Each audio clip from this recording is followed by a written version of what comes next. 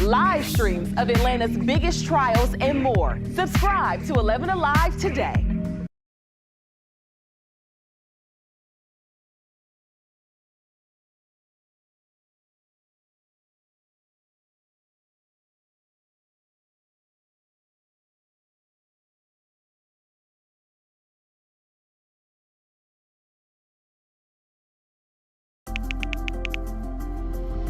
Let's start with a viral message going around. Quote, vast majority of people who died had ibuprofen Advil in their system. This message is fake.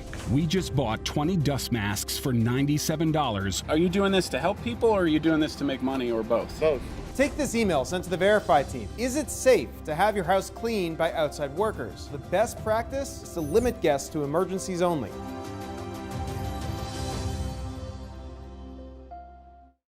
We know things are changing every day, but we're here with you.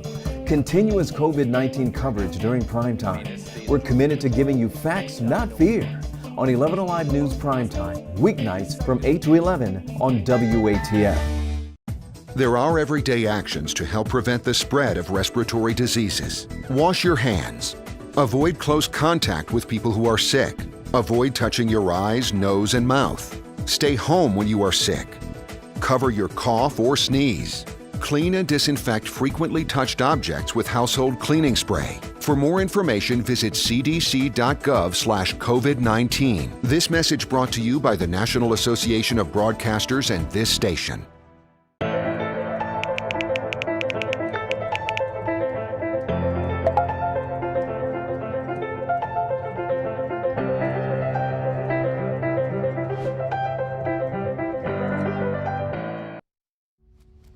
Alive News Primetime on the ATL starts now.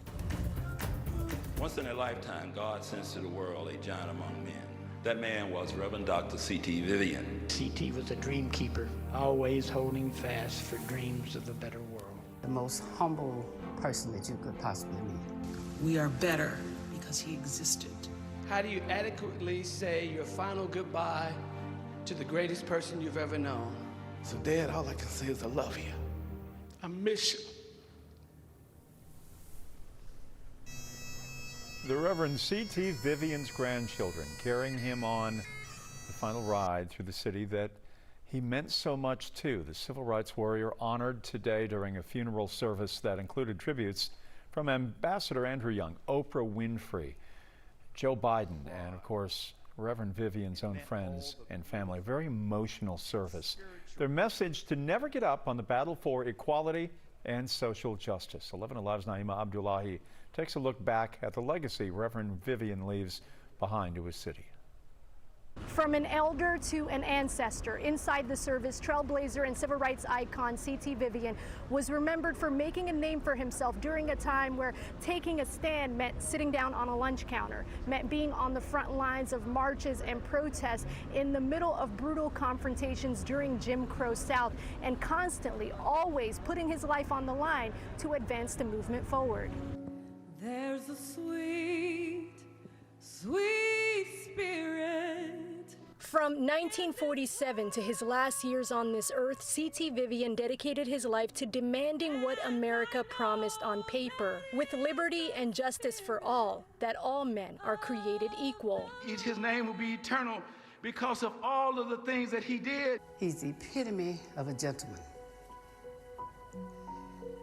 And of course, we all know he's the quiet warrior. Proving to the world during the harsh times that he was not tragically colored, but rather God made him black, and he did it on purpose. And I have that right to do so. His name is eternal because God gave him a good name. Whether it meant taking a beating or facing a white mob without showing intimidation, C.T. Vivian lived to tell his story, while many others did not. Once in a lifetime, God sends to the world a giant among men. C.T. is a prophet. From the Montgomery bus boycott to the Freedom Rides, the Birmingham campaign to the Children's Crusade, and the 1963 March on Washington, he remained on the front lines, and now reunited with those he stood alongside. Dr. King, Hosea Williams, Ralph David Abernathy, and now departing on the same day as the icon John Lewis. Reverend C.T. Vivian, we are better because he existed. I would describe his preaching as an echo from heaven. And everyone inside the service had the same message, that this very moment should inspire the next generation of leaders, that they make sure they dedicate their lives to something far greater than themselves, to mankind, and that they leave the world far better than they found it. And that is our report. You can watch more on YouTube at .com/11alive. So the very latest and all the information from today's service of the Reverend C.T. Vivian, a remarkable life. Tonight, Fulton County Superior Court has ordered Atlanta Mayor Keisha Lance Bottoms and Governor Kemp to attend mediation after the state sued the city over the mask mandate and COVID-19 restrictions. This may lead the way for both parties to settle this out of court. A hearing had been scheduled for next Tuesday. Mayor Bottoms said she called the governor herself last night, hoping the two could air out their differences. He's suing the city of Atlanta over its mask mandate and other COVID-19 restrictions. It is not my desire to continue to waste the resources of the city of Atlanta to fight a lawsuit that I believe perhaps we can find common ground on. Mayor Bottoms appeared on The Tonight Show with Jimmy Fallon last night, saying she hopes they can agree to disagree. At this point, a court hearing still scheduled for next Tuesday after two judges recused themselves within hours of each other. 4,200 more COVID cases and another 25 deaths. That is the latest update from the state of Georgia about the deadly virus. Many Georgia school districts are opting to start the year online in the next few weeks, but not all. So we took a look at what's happening in counties offering in-person learning. Forsyth is one of those districts. About 2/3 of students there are expected to return to class on August 13th. Right now, the county is averaging 31 cases per day. When school let out for the summer, that number was 7. Fayette County now is looking to welcome students back into their buildings. Today, the county reported the highest single day of new cases with 40. Right now, Fayette County is averaging about 22 additional cases of COVID-19 each day. Paulding County plans to return to class on August 3rd, offering both in-person and virtual learning. Here's a look at the cases of coronavirus there. Right now, Paulding is averaging about 29 new cases each day. At the end of the last school year in May, the average was 4. All three districts have plans and guidelines on their website about how they will work to protect staff and students. A 100% virtual curriculum is more than a reality. It's a possibility for many school districts, at least for the beginning of the school year. Yet many families are voicing their concerns as they say digital learning isn't a one-size-fits-all solution. Tonight, Elwin Lopez spoke to a Henry County parent who says he doesn't want children like his daughter to be overlooked. We're forgotten about. We're left in the dark. We're not getting answers, and we need those answers. We're just weeks away from the upcoming school year. Many school districts will start off with virtual learning, and yet many parents of children with special needs feel forgotten. The biggest concern is getting the resources that are needed for the children that can only be provided correctly in a classroom, such as speech therapy, occupational therapy, and physical therapy. Mike Smith's daughter, 4-year-old Jenica, has Down syndrome, and he worries that she and others will fall behind if the school districts don't come up with a tailored solution. We're not asking for our children to be put at risk and to be sent to school full time. We're asking for the resources that the school provides to not stop, because our children need those resources. Smith says without resources like speech therapy, Jenica's development will come to a halt. While Jenica can only speak one word, she fully understands the words that we're speaking to her. It's just difficult for her to speak them back to us and communicate. As summer break comes close to an end, parents in both Henry and Gwinnett counties came together this week to demand a plan for their children. They can't tell me how my children are going to get their IEP-related services at home. They have no idea. As for Jenica, her dad says this year he was looking forward to her being able to communicate with them, and now fears that's been taken away. We were hoping that she would be able to start putting those words together, so that she could communicate not only with us as parents, but her brother as well. We're really looking forward to that. And we have a back-to-school guide on 11alive.com that breaks down plans for each Metro Atlanta district. Now more than ever, it's so important to take a look at this because it is ever-changing, or at least seemingly, as we sit here night after night. We can send it to your phone. Just text the word school to the number on your screen. We received emails from some of you talking about the roadblocks to getting a COVID-19 test. And a church in Winder says changing guidelines are impacting the number of people in Barrow County who can get a free test. As of this afternoon, Barrow County had 852 cases, 31 deaths, and 147 hospitalizations. The church says it was offering the free test to an underserved population. 11 Alive's Latasha Givens has more for us tonight. I think hundreds are affected. Kenny Lumpkin is the church administrator for White Oak Spring Missionary Baptist Church in Winder. He says this is video from the first day they offered COVID-19 testing. Vehicles are wrapped around the building. Well, the very first day we did a record number of 268 cases, and by their count, it was the most that they had ever done since doing mobile testing. Lumpkin says because of the large turnout, the next day, the health department switched from walk-up to requiring an appointment or reservation. He says the original agreement was to offer a test to anyone who wanted it. Day 2 and 3 became completely marked with frustration, rejection, started turning people away because they didn't have appointments. And that was not a part of the original plan. Lumpkin says now residents are having a difficult time getting through a complicated phone system, which means if they can't make an appointment through the hotline, then they can't get tested. The church says these pictures of a nearly empty parking lot are the result of that. The problem is you can't get through because that number is not being manned properly, and so people are being rejected, and they're just getting frustrated. The state health department told us requiring a reservation for testing is a safeguard to make sure there are enough staff, supplies, and other resources available. Thursday made day 4 of testing at the church. During our Zoom interview, Lumpkin showed us there was practically no one in line. We need to make sure that the roadblocks and barriers that are keeping people from getting tested are removed. It's not a matter of whether or not people want to get tested. They do, but they're running into impediments that make it very difficult for them to get testing. Now, we keep track of the daily COVID-19 number in Georgia. We break down any trends we see popping up. You can find that coverage in our coronavirus special section on 11alive.com or on the app. And don't forget, we're streaming right now on the 11 Alive YouTube channel. You can subscribe, join the conversation in the community section. We have a whole lot of more news coming your way right after the break.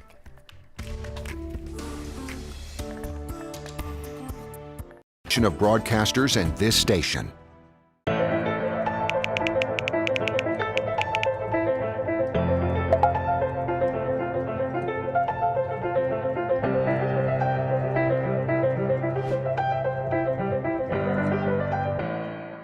Today at noon on 11 Alive. We are seeing that lack of smell or altered taste can be a symptom. We answer your coronavirus-related medical questions. Because 11 Alive is where Atlanta speaks. Televised newscasts not enough for you? Get even more at 11 Alive's YouTube channel, where you'll find uncut interviews, extended body cam footage, live streams of Atlanta's biggest trials, and more. Subscribe to 11 Alive today.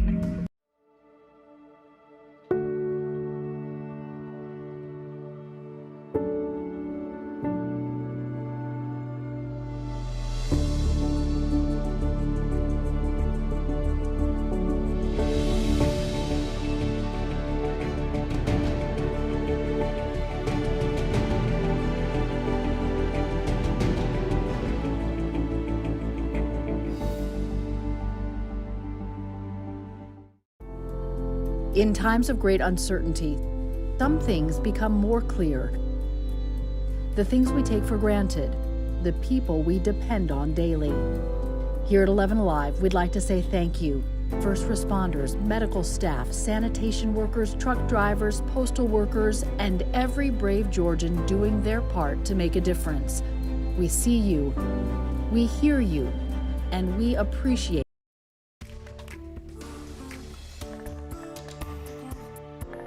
Funeral arrangements are expected to be released tomorrow for Congressman John Lewis. He died last Friday at the age of 80. His death also triggered some political moves also locally, but tonight the quick selection of a new candidate to replace him on the ballot in November is coming into question for Atlanta's 5th congressional district.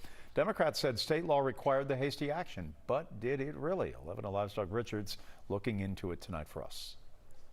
In replacing Congressman Lewis's name on the ballot, Democrats cited a state law that Republicans, including the Secretary of State, say the Democrats completely misinterpreted, resulting in the very quick selection of Lewis's replacement. We have great candidates. It was a hastily called virtual meeting Monday of the state Democratic Party's executive committee. It produced the nearly unanimous selection of the party's chair, State Senator Nikema Williams, as the party's replacement for the late John Lewis on the November ballot. I would say that we're running up against a 4:30 deadline. And there was a deadline.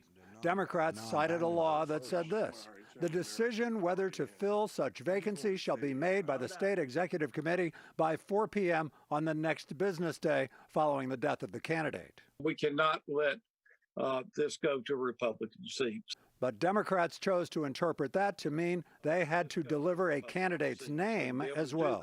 We must have a name submitted by 4 o'clock today to the Secretary of State's office to avoid any ambiguity in the law. The Secretary of State's office says, we told them that we interpreted the law to require them to let us know by 4:30 Monday that they intended to fill the vacancy, not to tell us the name of the nominee by then. So why would the Democrats insist on submitting the name of their party chair so quickly as Lewis's replacement? Mark Roundtree is a Republican strategist. You basically had the person who was running the Democratic Party put her name down as the person interested in going to Congress, and the Democrats basically eliminated all opposition. It's worth noting that the Democrats don't trust the Republican-led Secretary of State's office and vice versa. Democrats say they had to interpret a vaguely written law in order to avoid any Republican interference in naming Lewis's successor on the ballot.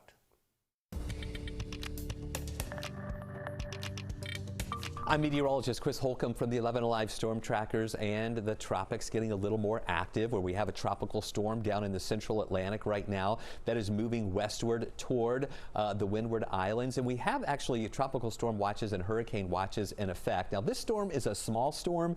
It's struggling to keep its strength going here. It's 60-mile-an-hour winds right now. The Hurricane Center is still forecasting that this will become a hurricane before it moves across the southern islands through the weekend. And then once it gets into the Caribbean, it is still expected to weaken into a tropical storm. We'll keep an eye on this as the system continues to move over to the west. It's really, the models aren't really agreeing on the intensity forecast. At first, the models are all agreeing on the track, but then as it moves to the Caribbean, some of these show it falling apart, whereas others show it holding together and moving up into the Gulf or even into the part of the southeast. Now, that's way out there, and there's a lot of scenarios that would have to come together for that to happen, but just know that we're going to keep an eye on that. Also, watching this tropical system that's in the Gulf of Mexico most likely will become a tropical storm, making landfall here on the Texas coast, we think, with about 60-mile-an-hour winds on Saturday afternoon. You can see much of the Texas coast does have a tropical storm warning in effect, and then we often watch when these storms make landfall whether or not we're going to get any residual moisture out of it. Well, the track of this takes the remnants into Mexico. Now, a lot of times when these hit, they'll curve northward and send us some moisture, but that doesn't look like that's going to be the case with this one. It's going to take it mainly into Mexico, and we most likely won't get any tropical moisture out of this system as it moves on through. So we have those temperatures now back to the 80s. We'll be in the 80s through about 10, 11 o'clock tonight. Midnight, upper 70s. We'll be in the mid and even some lower 70s in some spots early tomorrow morning, with a mixture of sunshine and clouds. And tonight, we're watching just a couple of isolated showers possible. By tomorrow, we're back to a 30 to 40% chance for showers with highs near 92 on our scale from 1 to 11, where 11 is a perfect day. We're going to go with a 6. We're going to keep an eye on some of these showers on the south side as they approach metro Atlanta during the evening, but the trend is that southerly flow will bring in a few of those showers, but they'll be weakening as they move in. It'll be dry early in the morning and then dry at lunchtime tomorrow with a few more clouds around, and then we'll go with about 30 to 40% chance for showers here Friday afternoon.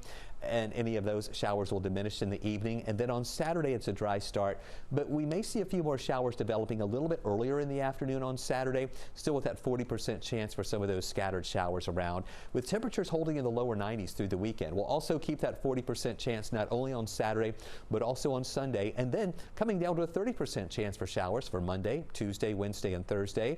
Low 90s Monday, and we may even hold in the upper 80s on Tuesday and Wednesday. That'll be a nice little treat. And then back to 90 degrees with those lower rain chances on Thursday. The world's best athletes training under circumstances they never could have imagined. For some, like gold medalist and former UGA swimmer Gunnar Bentz, they had to decide to stick around for another year or retire. Here's Matt Pearl. I mean, I can't wait. There's 6 more months, but it hopefully flies by. I'm sure it will.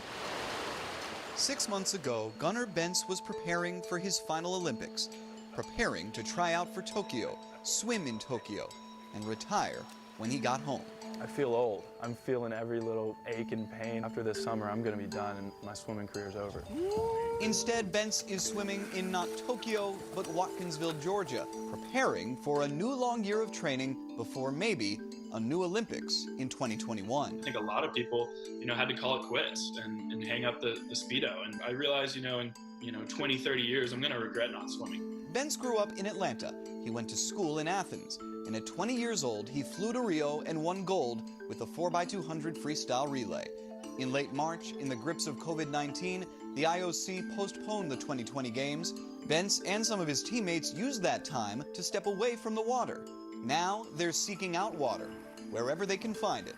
I know of people swimming in rivers and lakes right now. You got to do what you can. It's a different way to prepare in a very different kind of year. And it's one more year Bentz will wait to swim his final games. I'm postponing real life for another year. That's not so bad. I get to hang out with my friends and train for possibly another Olympics. So I'm excited to do that. An extra year training at that Olympic intensity is a lot. I'm glad he's going to compete in 2021. Matt, it is a little bit surreal that you and I are both supposed to be in Tokyo right now. Yeah, you think about the Olympics as being so full of ceremony, the opening ceremonies, the closing ceremonies, the medal ceremonies, but it was entirely unceremonious how these games got canceled or postponed, as it were. Certainly for folks like Gunnar Bentz, it required a major emotional and mental shift to have to take all this training they were doing and now see them all have to kind of bottle that up and hopefully let it all out next summer. We are hopeful we'll be in Tokyo this time next year, and all of us will be watching the opening ceremonies for the Summer Games together. Matt, thanks a lot. Those having problems getting their unemployment are told to be patient and ever persistent. But a woman said she's had enough after making nearly 1,000 calls to the Labor Department. Is anyone there, she's asking.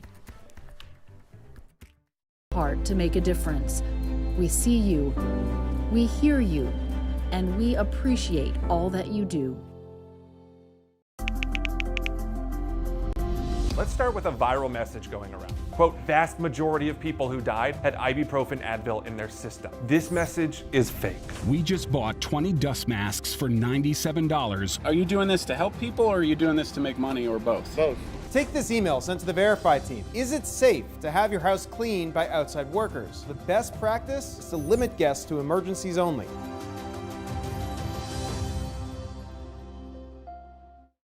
We know things are changing every day, but we're here with you.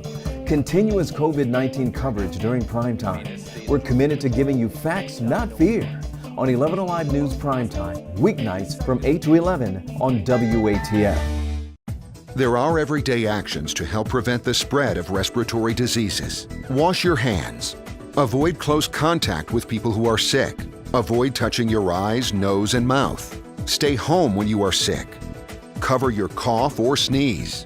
Clean and disinfect frequently touched objects with household cleaning spray. For more information, visit cdc.gov/COVID-19. This message brought to you by the National Association of Broadcasters and this station.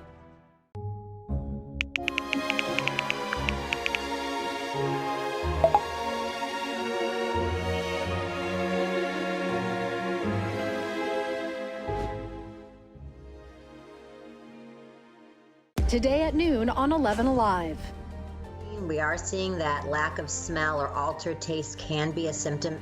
We answer your coronavirus-related medical questions. Because 11 Alive is where Atlanta speaks. Televised newscasts not enough for you? Get even more at 11 Alive's YouTube channel, where you'll find uncut interviews, extended body cam footage, live streams of Atlanta's biggest trials, and more. Subscribe to 11 Alive today.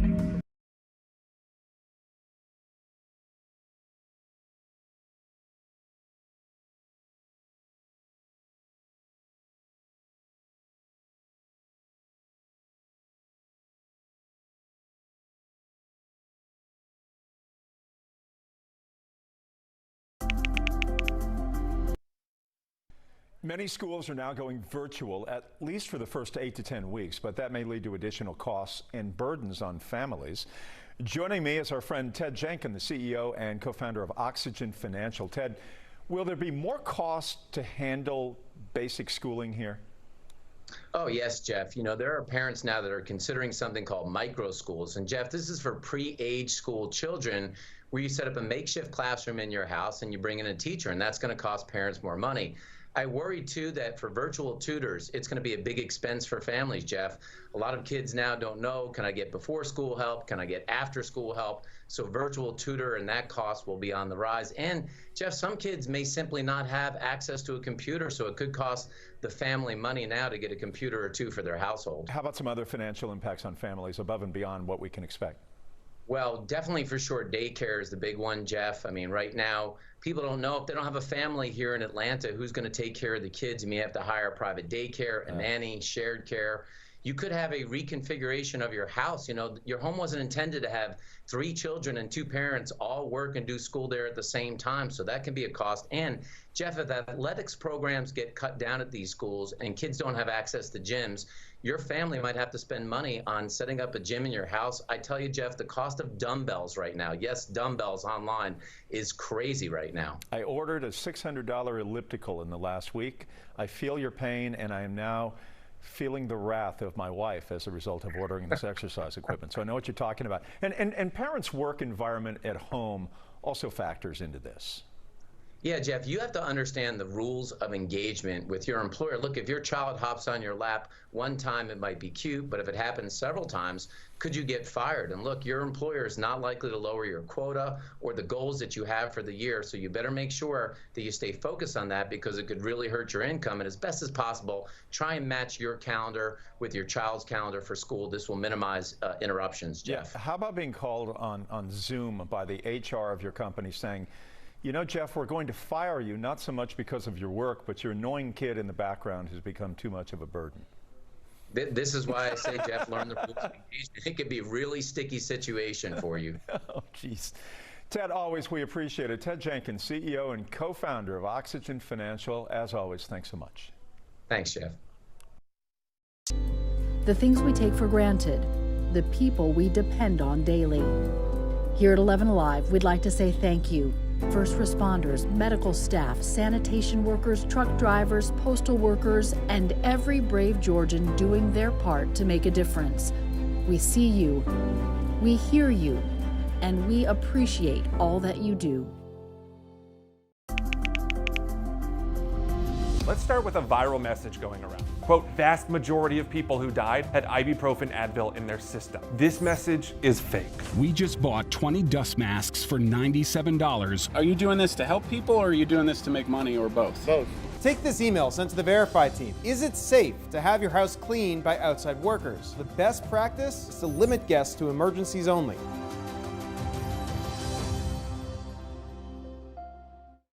We know things are changing every day, but we're here with you. Continuous COVID-19 coverage during primetime. We're committed to giving you facts, not fear. On 11 Alive News Primetime, weeknights from 8 to 11 on WATF. There are everyday actions to help prevent the spread of respiratory diseases. Wash your hands. Avoid close contact with people who are sick. Avoid touching your eyes, nose, and mouth. Stay home when you are sick. Cover your cough or sneeze. Clean and disinfect frequently touched objects with household cleaning spray. For more information, visit cdc.gov/COVID-19. This message brought to you by the National Association of Broadcasters and this station.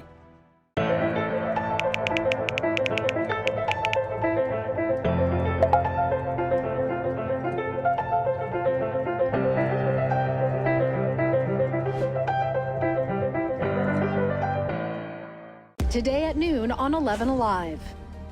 We are seeing that lack of smell or altered taste can be a symptom. We answer your coronavirus-related medical questions. Because 11 Alive is where Atlanta speaks. Televised newscasts not enough for you? Get even more at 11 Alive's YouTube channel, where you'll find uncut interviews, extended body cam footage, live streams of Atlanta's biggest trials, and more. Subscribe to 11 Alive today.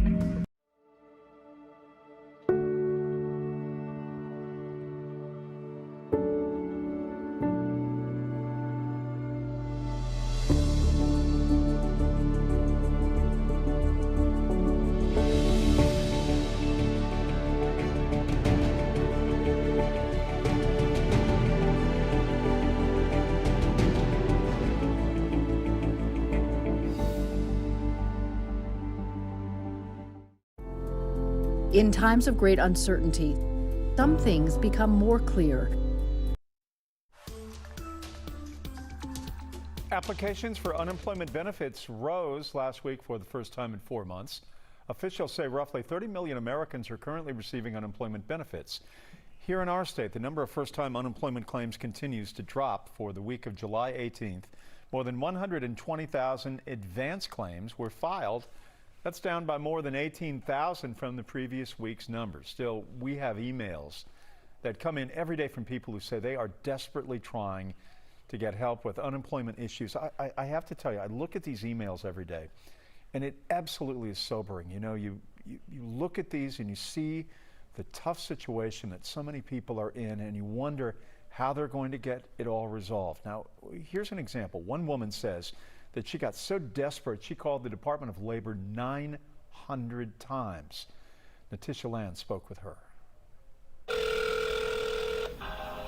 You have reached the Georgia Department of Labor.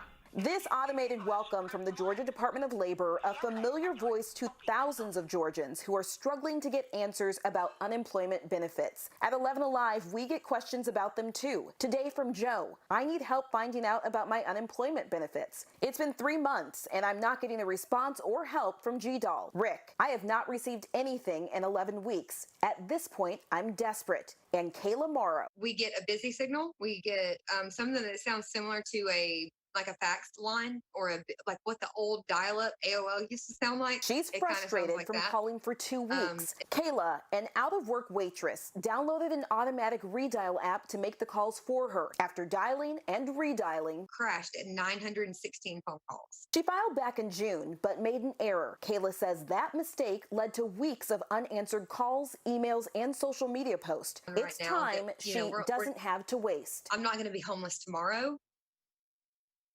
but I'm not going to say that I'm not going to be homeless 2 weeks from now. The Georgia Department of Labor tells us it normally receives 25 to 30,000 calls a day. 50 people take those calls. 42 career centers across the state also take calls and reply to email messages. The department says social media messages are replied to 7 days a week. The Department of Labor says just keep calling, but it's easy to see how these callers are getting so desperate with the $600 federal unemployment boost set to run out very soon. And right now, lawmakers on Capitol Hill still have not decided what to do about that. Republicans say they want to get money to people quickly, but they don't want to hand out too much. Here's how Treasury Secretary Steve Mnuchin had described it. We're not going to pay people more to stay home than to work. So we're looking at something that looks like a 70% wage replacement. Meanwhile, Senate Democrats say they want people to be protected from evictions, and they want legislation to include hazard pay for essential workers. 20 years after he was arrested for the murders of a couple in their church, a South Georgia man was set free. A judge in Glynn County granted Dennis Perry bond after his conviction was overturned based on new DNA evidence. It points to another person being at the church where Harold and Thelma Swain were killed. Their murders went unsolved for 15 years. No physical evidence tied Perry to the scene. His conviction was based mostly on witness testimony. He has always maintained his innocence. Investigators say this new DNA evidence links Eric Sparrow to the case. He hasn't been charged at this time. The Falcons are giving season ticket holders the option to attend Falcons games this season. So what will that look like? Here's Alex Glaze, who went straight to the team to find out. It's going to feel different, but you know what? For those people, it is a crazy great feeling. There will be football this fall, and fans. At least that's the plan. The information could change in 5 minutes. The Falcons are prepared to host fans at Mercedes-Benz Stadium who are ready to break free from quarantine. And they're going to have an opportunity to get that touch of normalcy. On Wednesday, the Falcons sent a survey to season ticket holders gauging interest on attending games with a limited capacity between 10 to 20,000 fans per game, spread out amongst the 70,000+ capacity stadium. Season ticket holders would be grouped in pods with those they attend games with and assigned seats. No single game tickets could be purchased directly from the Falcons. The fan reaction is always going to be ebb and flow with probably what the general market is feeling. More tests, then you're going to have more people be reserved. The Falcons will enforce rules set by the NFL that require all fans to wear face masks and will provide branded reusable masks for those without, only to be taken off while eating. Fans will have access to the entire stadium and will only face limitations. Mercedes-Benz Stadium structure has not changed. We will have to adjust maybe our entry, just as you go to Publix and they've got, walk this way down this aisle and walk that way, but the structure is the same. The Falcons are adamant that allowing fans isn't about money, but giving those an option who are ready to find a sense of normalcy. In no way, shape, or form are we putting money over health and safety. If we can't create the environment, then that's it.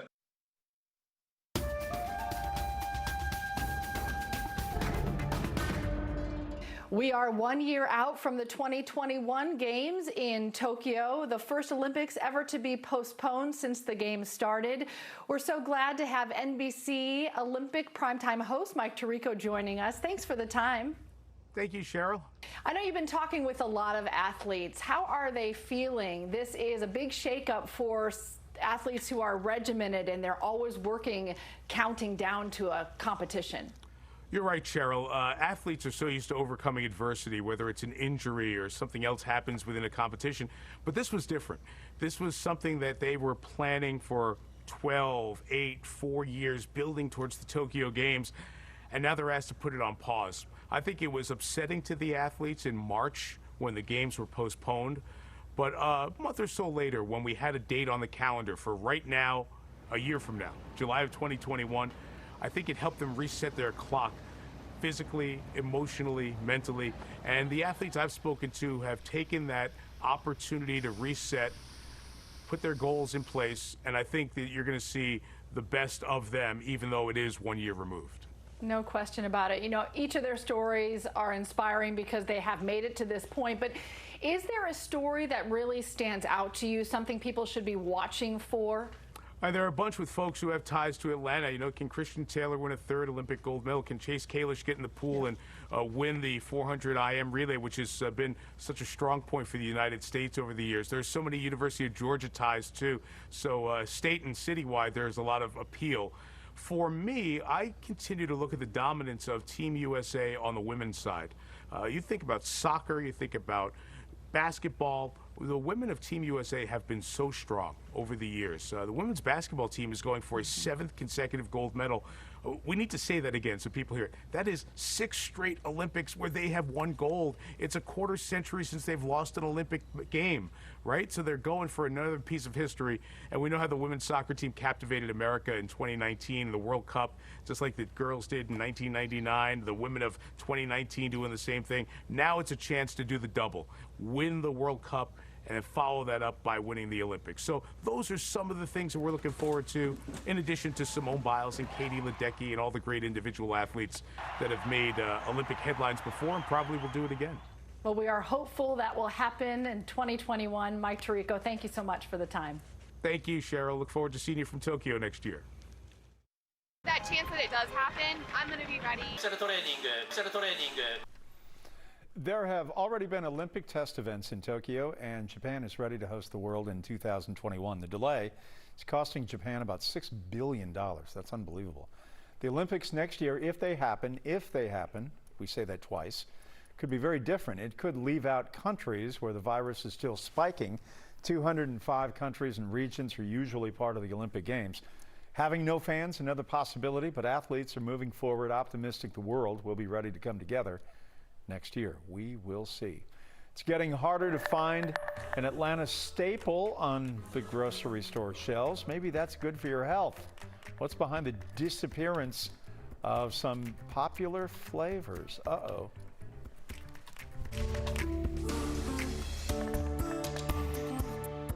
Coverage during primetime. We're committed to giving you facts, not fear. On 11 Alive News Primetime, weeknights from 8 to 11 on WATF. There are everyday actions to help prevent the spread of respiratory diseases. Wash your hands.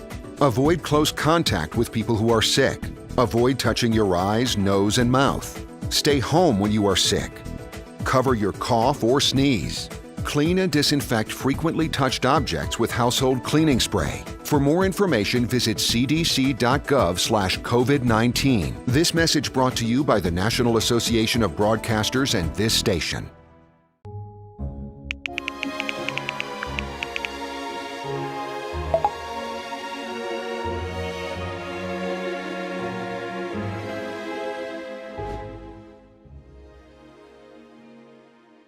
Today at noon on 11 Alive. We are seeing that lack of smell or altered taste can be a symptom. We answer your coronavirus-related medical questions. Because 11 Alive is where Atlanta speaks. Televised newscasts not enough for you? Get even more at 11 Alive's YouTube channel, where you'll find uncut interviews, extended body cam footage, live streams of Atlanta's biggest trials, and more. Subscribe to 11 Alive today.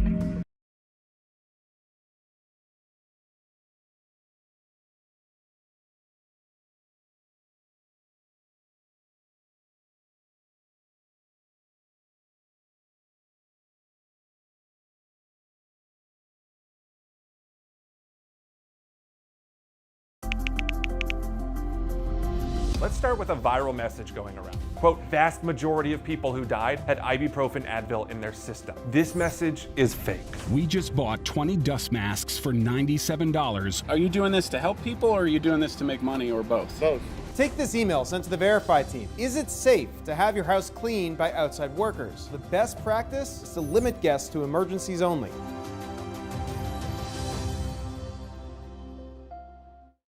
We know things are changing every day, but we're here with you. Continuous COVID-19 coverage during primetime. We're committed to giving you facts, not fear. On 11 Alive News Primetime, weeknights from 8 to 11 on WATF. There are everyday actions to help prevent the spread of respiratory diseases. Wash your hands. Avoid close contact with people who are sick. Avoid touching your eyes, nose, and mouth. Stay home when you are sick. Cover your cough or sneeze. Clean and disinfect frequently touched objects with household cleaning spray. For more information, visit cdc.gov/COVID-19. This message brought to you by the National Association of Broadcasters and this station.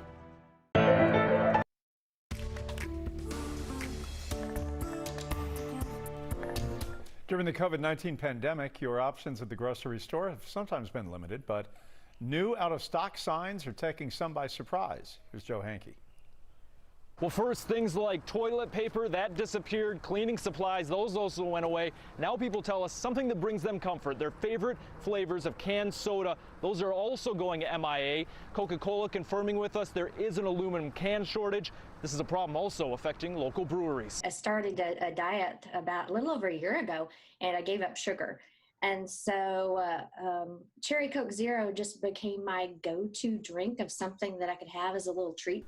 Sherry McGuffin of Bardstown, Kentucky says it is a treasure hunt to find her favorite soda. She tweeted Atlanta-based Coca-Cola, writing, "I completely understand shortage of disinfecting wipes and lack of coin circulation, but why is Cherry Coke Zero so hard to find?" Coke responded saying they're seeing greater demand for products consumed at home, and Coke sent 11 Alive a statement adding, "Aluminum cans are in very tight supply with so many people buying more multi-pack products to consume at home. We are implementing contingency plans as best we can to get products people want to store shelves." Aluminum can manufacturer brand Ball telling 11 Alive pre-COVID-19 demand was already spiking with rapid growth of hard seltzer sales and companies ditching plastics. At grocery stores today, we found empty shelves for certain drinks, including Fresca, Sherry's Cherry Coke Zero, and canned lemonades with tags saying each item is out of stock. Those little things, when they disappear, it leaves a huge hole, and you don't necessarily even realize it until it happens. In Roswell, Gate City Brewing is feeling the financial crunch of the aluminum can shortage. We have just had to order way more than what we normally would. Co-founder Brian Borngesser says he was able to order cans, but needed to order extra as an insurance policy. Sitting on extra inventory will limit the brewery's cash flow. Gate City, like soda companies, also putting a smaller variety on store shelves. We haven't been putting out seasonals into distribution like we typically would be this time of year, but we're still making the seasonals and selling them on site through our tap room. It's just changed the way that we had planned on attacking the market. And Ball tells me currently they're adding additional manufacturing lines. They're also building 2 additional plants to meet long-term growth in the can market.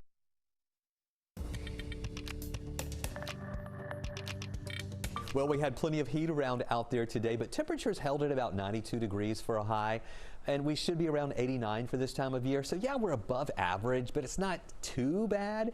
And we even had heat index levels that were in the mid 90s today and upper 90s. At least it was below the triple digits. So yeah, it was hot. It was still humid, but it hasn't been as bad today as it's been over the past few days. And we didn't see as many showers around. In fact, no rain officially at Hartsfield-Jackson, and our rainfall surplus just under 11.5 inches above where we should be in rainfall for the year.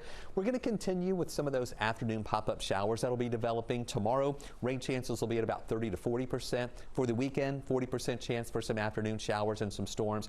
But it looks like those temperatures will hold in the lower 90s through the weekend. We may even see some upper 80s some next week. And of course, we're also tracking the tropics as we have 2 systems that we're watching, one in the Gulf and one out in the Atlantic. We'll talk more about that in our next half hour. But here's a look at the hour-by-hour forecast for tomorrow. We have temperatures in the morning that'll be in the 70s at sunrise, in the low to mid 70s, and then by 9 o'clock we're at 77, into the 80s by 11. Upper 80s, and I do think we'll be in the lower 90s for high temperatures tomorrow. And we'll have that 30 to 40% chance for showers, really just that typical summertime pattern with some sunshine mixing in with clouds at times, and then in the afternoon and evening a few of those showers that'll bubble up. So we'll give that a 6 on the wasometer on our scale from 1 to 11, where an 11 is a perfect day. Tonight we're watching some of that moisture on the south side that's drifting northward, weakening as it gets closer to us, but still a few isolated showers out there this evening, and then they'll all die out. In the morning it's going to be dry. At lunchtime, a couple of clouds will start mixing in with that humidity and heating, bubbling up a few showers in the afternoon, about a 30 to 40% chance for showers on Friday. And then any of that develops will die out. And then on Saturday, another dry start. It'll be kind of muggy again with temperatures in the 70s with the humidity around. Still dry at lunchtime. But on Saturday, maybe a little earlier in the afternoon, a few showers will start to develop, and we'll see that 40% chance for scattered showers. A couple of thunderstorms are possible there as well. Now, I want to take you into Saturday and show you again those rain chances that we have in the afternoon. I know this is moving through pretty quickly, but I wanted to show you that we'll continue seeing these streams of moisture that will move our way during the week with those afternoon showers popping up each and every day. That's just going to be the trend that we have, and we're not really going to see any of that tropical moisture from that tropical system down in the Gulf. That's mainly going to move into Mexico and not really feed any of that remnant moisture our way for next week. So we can see that 40% chance for showers on Friday, Saturday, and Sunday. High temperatures in the lower 90s. We stick with the lower 90s Monday with the rain chance coming down a little bit to 30%. We hold on to a 30% chance for showers Tuesday and Wednesday with high temperatures maybe just below 90 at 89 degrees. I know it's still hot, but we'll take any relief we can get. Back to 90 Thursday with that 30% chance for showers.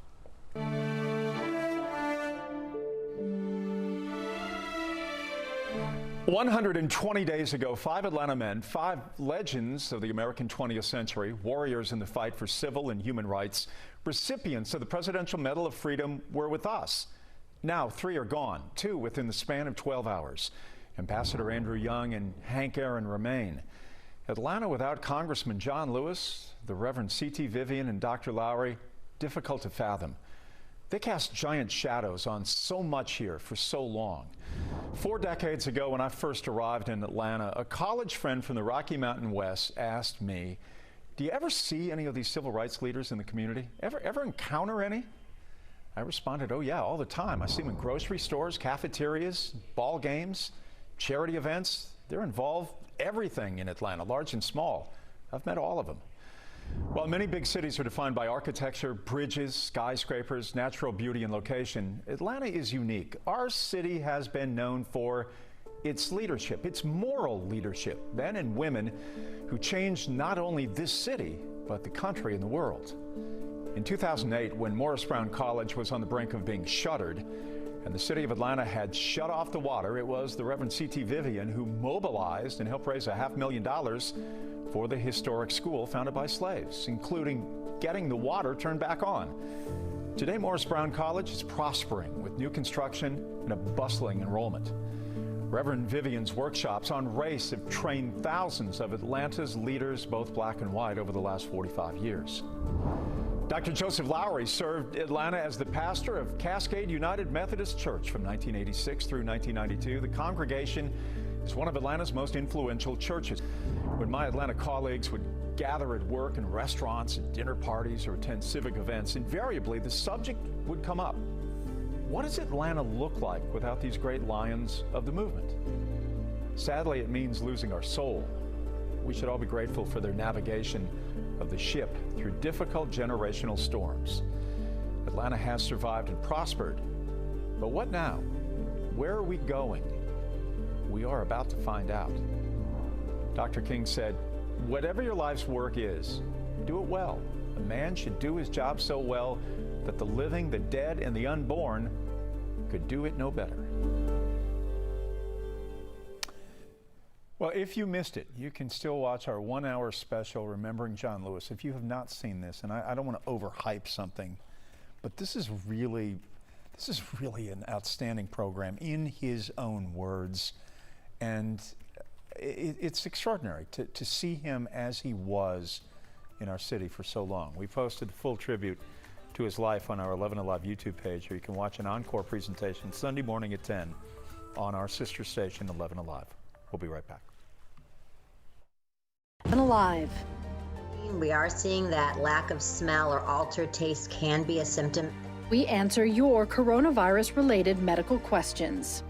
Because 11 Alive is where Atlanta speaks.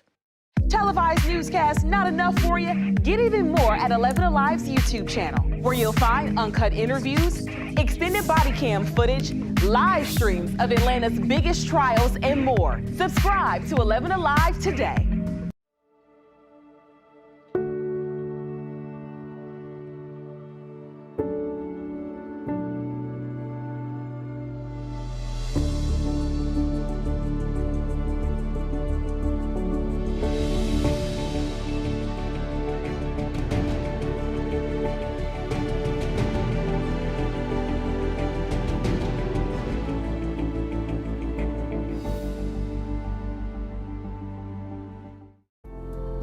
In times of great uncertainty, some things become more clear.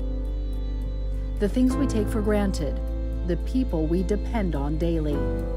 Here at 11 Alive, we'd like to say thank you. First responders, medical staff, sanitation workers, truck drivers, postal workers, and every brave Georgian doing their part to make a difference. We see you, we hear you, and we appreciate all that you do. Let's start with a viral message going around. Quote, vast majority of people who died had ibuprofen Advil in their system. This message is fake. We just bought 20 dust masks for $97. Are you doing this to help people, or are you doing this to make money, or both? Both. Take this email sent to the Verify team. Is it safe to have your house cleaned by outside workers? The best practice is to limit guests to emergencies only.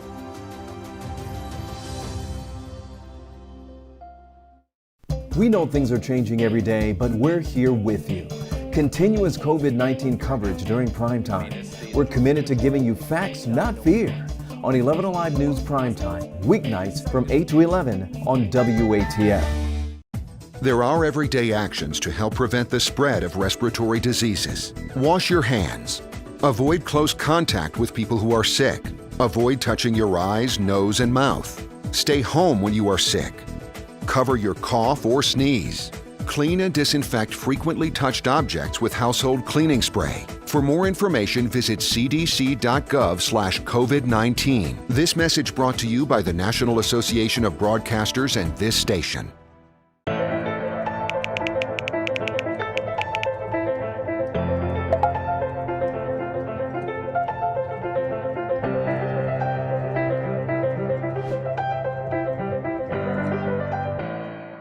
Today at noon on 11.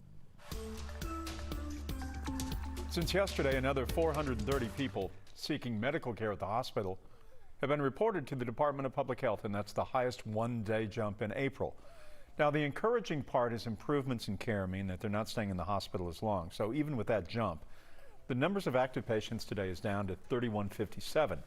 Investigator Rebecca Lindstrom found that's good news for hospitals struggling to keep up. Only a few ambulances have rushed to the doors of Piedmont Newton Hospital this week, but there are plenty of patients inside.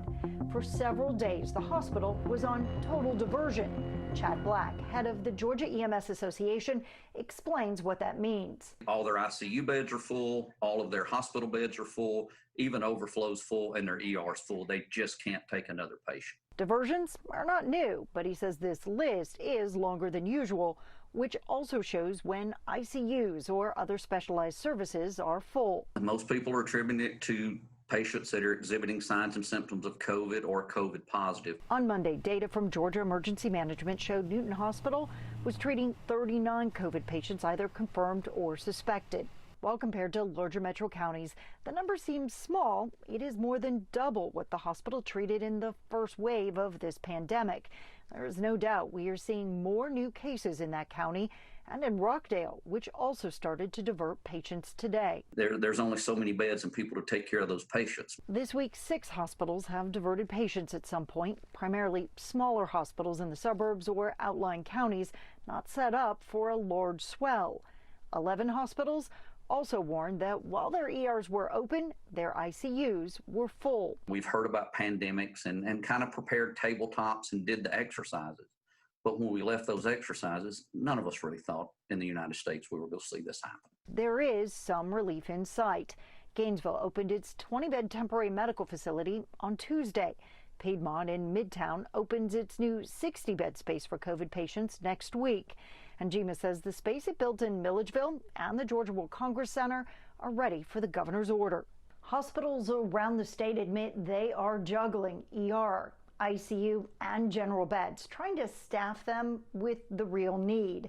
They say these alerts are for ambulances. They are all still taking patients that walk through the door. So if you need medical care, they say come. National Association of Broadcasters and this station.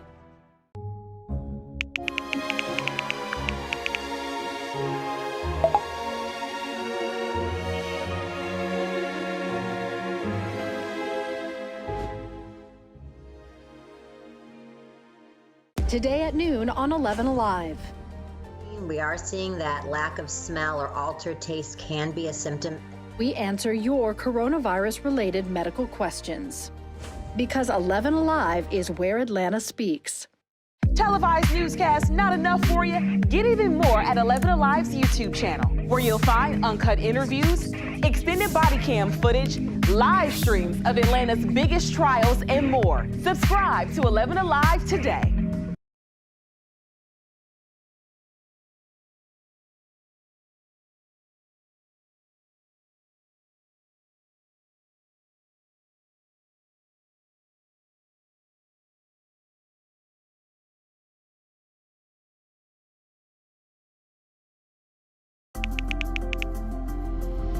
Let's start with a viral message going around. Quote, vast majority of people who died had ibuprofen Advil in their system. This message is fake. We just bought 20 dust masks for $97. Are you doing this to help people or are you doing this to make money or both? Both. Take this email sent to the Verify team. Is it safe to have your house cleaned by outside workers? The best practice is to limit guests to emergencies only.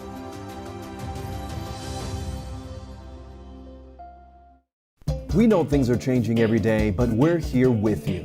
Continuous COVID-19 coverage during primetime. We're committed to giving you facts, not fear. On 11 Alive News Primetime, weeknights from 8 to 11 on WATF. There are everyday actions to help prevent the spread of respiratory diseases. Wash your hands. Avoid close contact with people who are sick. Avoid touching your eyes, nose, and mouth. Stay home when you are sick. Cover your cough or sneeze. Clean and disinfect frequently touched objects with household cleaning spray. For more information, visit cdc.gov/COVID-19. This message brought to you by the National Association of Broadcasters and this station.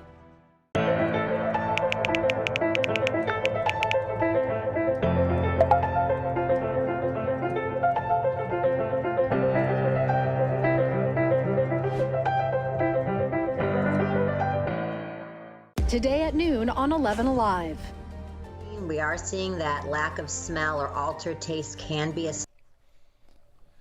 Now to a new warning about hand sanitizers, which ones are safe to use. You're being advised to check the ingredients because the list of hand sanitizers that could be harmful or even deadly is growing. Here's NBC's Tom Costello. An urgent warning from the Food and Drug Administration. Check your hand sanitizers. The FDA is expanding the list of recalled sanitizers to include 75 products. The ingredient in question, methanol, sometimes referred to as wood alcohol, a substance it says can be toxic when absorbed through the skin or ingested and can be life-threatening when ingested. All of the products appear to have been produced in Mexico and include brands like Bloomin', Clar and Danver Instant Hand Sanitizer, Modesta Instant Hand Sanitizer Moisturizers and Vitamin E, and even novelty brands like Hello Kitty by Sanrio Hand Sanitizer. Some on the list sold at national chains like Walmart and Costco. As the demand for hand sanitizers has surged, so too has the number of questionable brands. According to NBC News data, 10 deaths and several hospitalizations in Arizona and New Mexico are believed to be linked to methanol and hand sanitizers, though the brands have not been confirmed. It's believed that some of the hand sanitizers may have been ingested rather than applied to the skin. Experts say before you buy, take a good look at the ingredients. 11 Alive News Primetime on the ATL starts now. Once in a lifetime, God sends to the world a giant among men.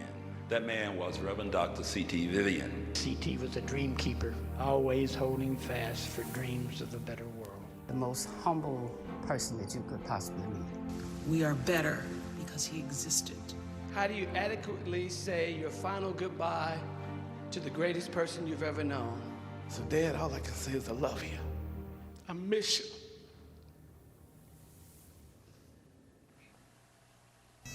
A powerful image, Reverend C.T. Vivian's grandchildren carrying him on a final ride through the city he helped build. The civil rights warrior honored today during a funeral service, including tributes from the likes of Ambassador Andrew Young, Oprah, presidential candidate Joe Biden, and of course, Vivian's own family and friends.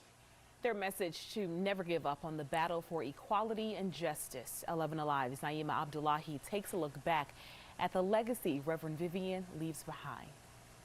From an elder to an ancestor, inside the service, trailblazer and civil rights icon C.T. Vivian was remembered for making a name for himself during a time where taking a stand meant sitting down on a lunch counter, meant being on the front lines of marches and protests in the middle of brutal confrontations during Jim Crow South, and constantly, always putting his life on the line to advance the movement forward.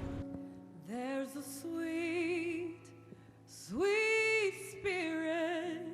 From 1947 to his last years on this earth, C.T. Vivian dedicated his life to demanding what America promised on paper, with liberty and justice for all, that all men are created equal. His name will be eternal because of all of the things that he did. He's the epitome of a gentleman.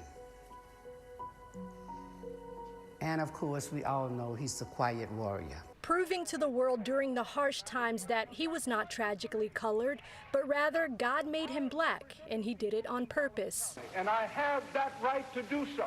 His name is eternal because God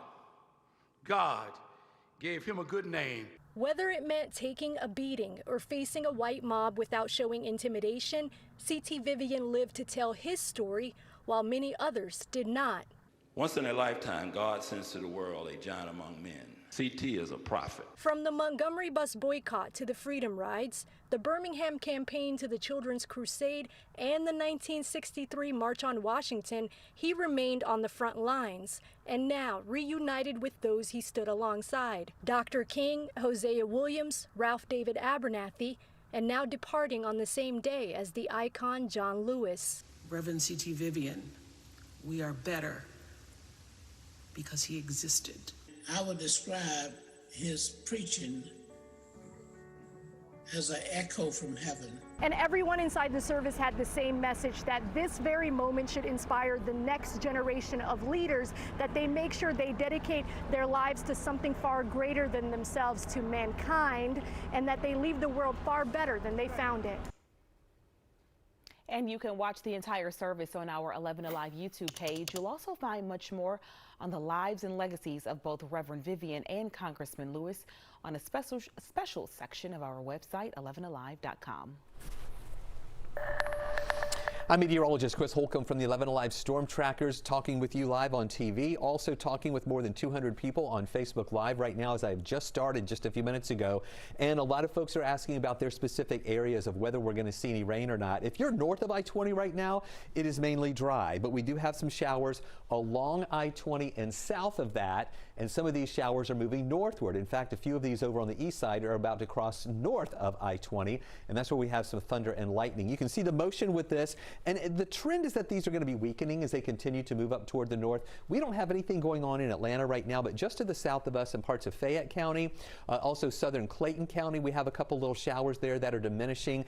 Most of these that are on the south side in Meriwether County are falling apart. We still have some of these holding together in parts of Heard County, western Carroll County, over into Randolph County and Cleburne County in Alabama. Those have a little bit of thunder and lightning, but they're pushing more to the north and west. And then these are pretty strong over out I-20 near Lake Oconee.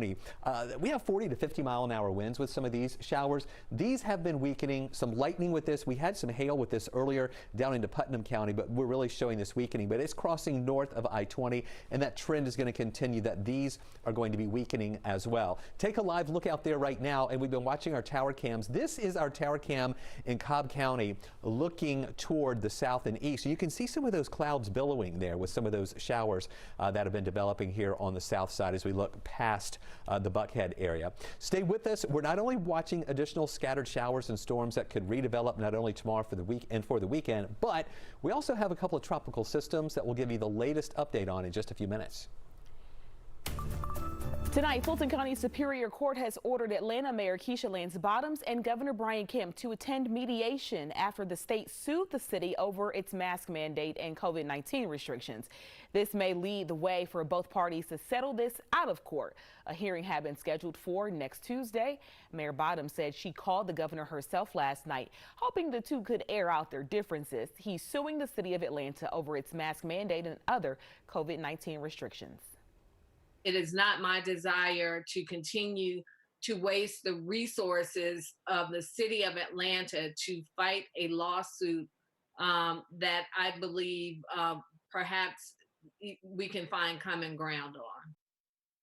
Bottoms appeared on The Tonight Show with Jimmy Fallon last night, saying that she hopes they can agree to disagree. At this point, a court hearing is still scheduled for next Tuesday after two judges recused themselves within hours of each other. 4,200 more COVID-19 cases and another 25 deaths. That is the latest update from the state of Georgia about the deadly virus. Many Georgia school districts are now opting to start the school year online in the next few weeks, but not all of them.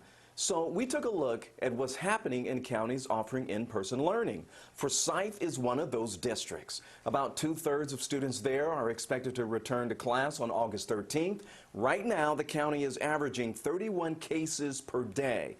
When school let out for the summer, that number was 7. Fayette County is also looking to welcome students back into their buildings.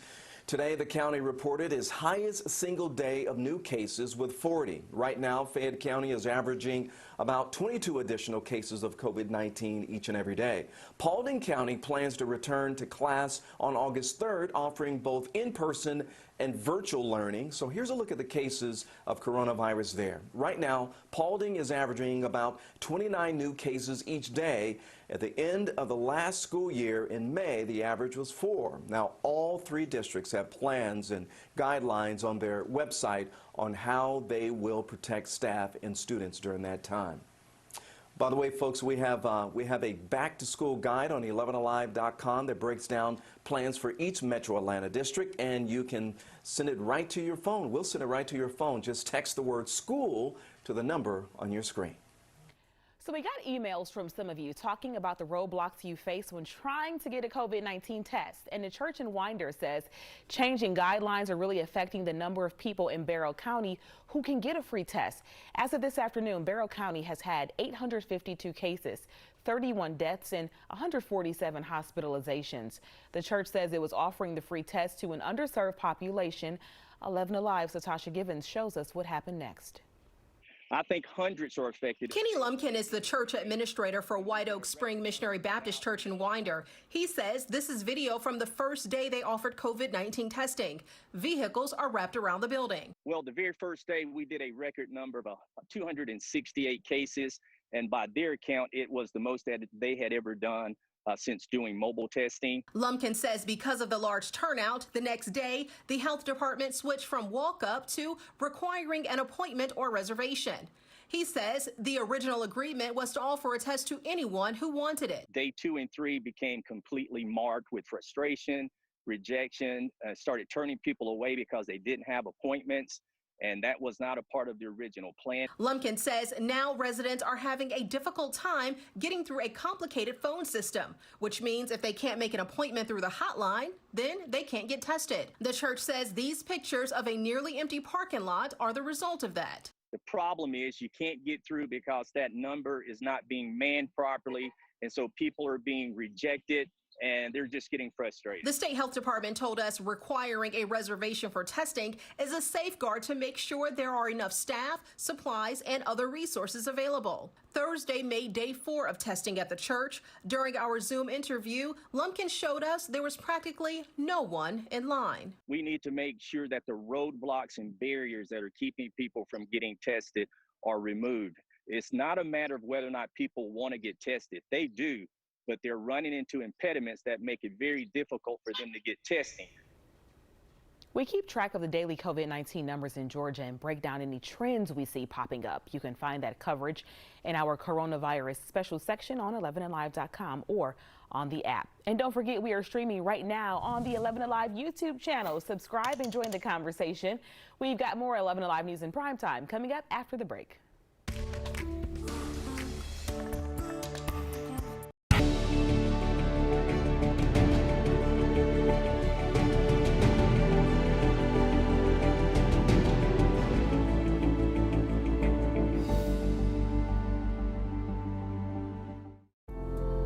In times of great uncertainty, some things become more clear. The things we take for granted, the people we depend on daily. Here at 11 Alive, we'd like to say thank you. First responders, medical staff, sanitation workers, truck drivers, postal workers, and every brave Georgian doing their part to make a difference. We see you, we hear you, and we appreciate all that you do. Let's start with a viral message going around. Quote, vast majority of people who died had ibuprofen Advil in their system. This message is fake.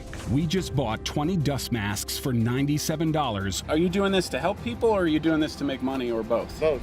Take this email sent to the Verify team. Is it safe to have your house cleaned by outside workers? The best practice is to limit guests to emergencies only.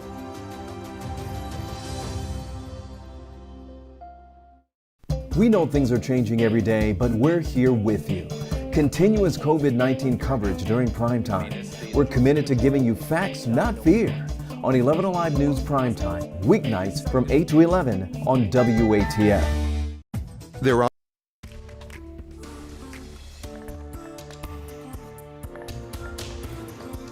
Funeral arrangements are expected to be released tomorrow for Congressman John Lewis. He died last Friday at age 80. His death also triggered some necessary political moves, but tonight, the quick selection of a new candidate to replace him on the November ballot is coming into question. Democrats said state law required the hasty action, but did it?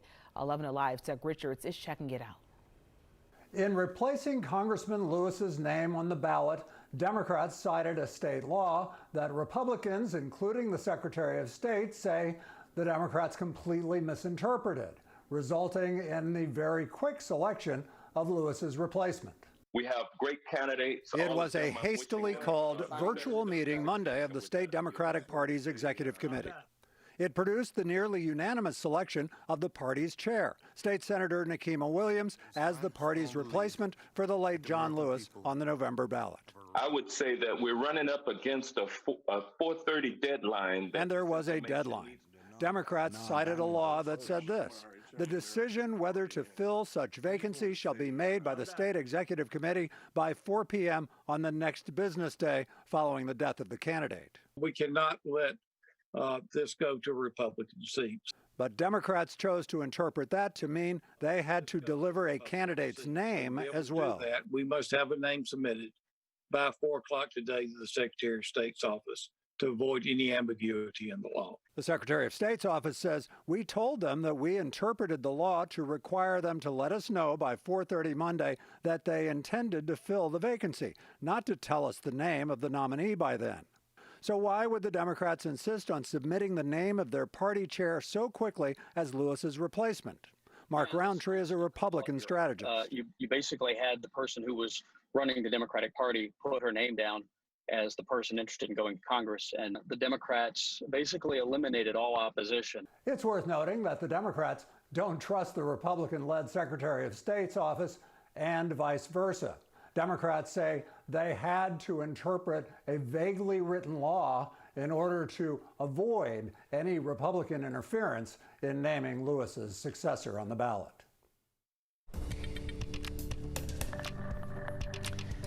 I'm meteorologist Chris Holcomb from the 11 Alive Storm Trackers. Once again, you see my phone propped up here. I'm talking to over 100 people now. We had a few folks on.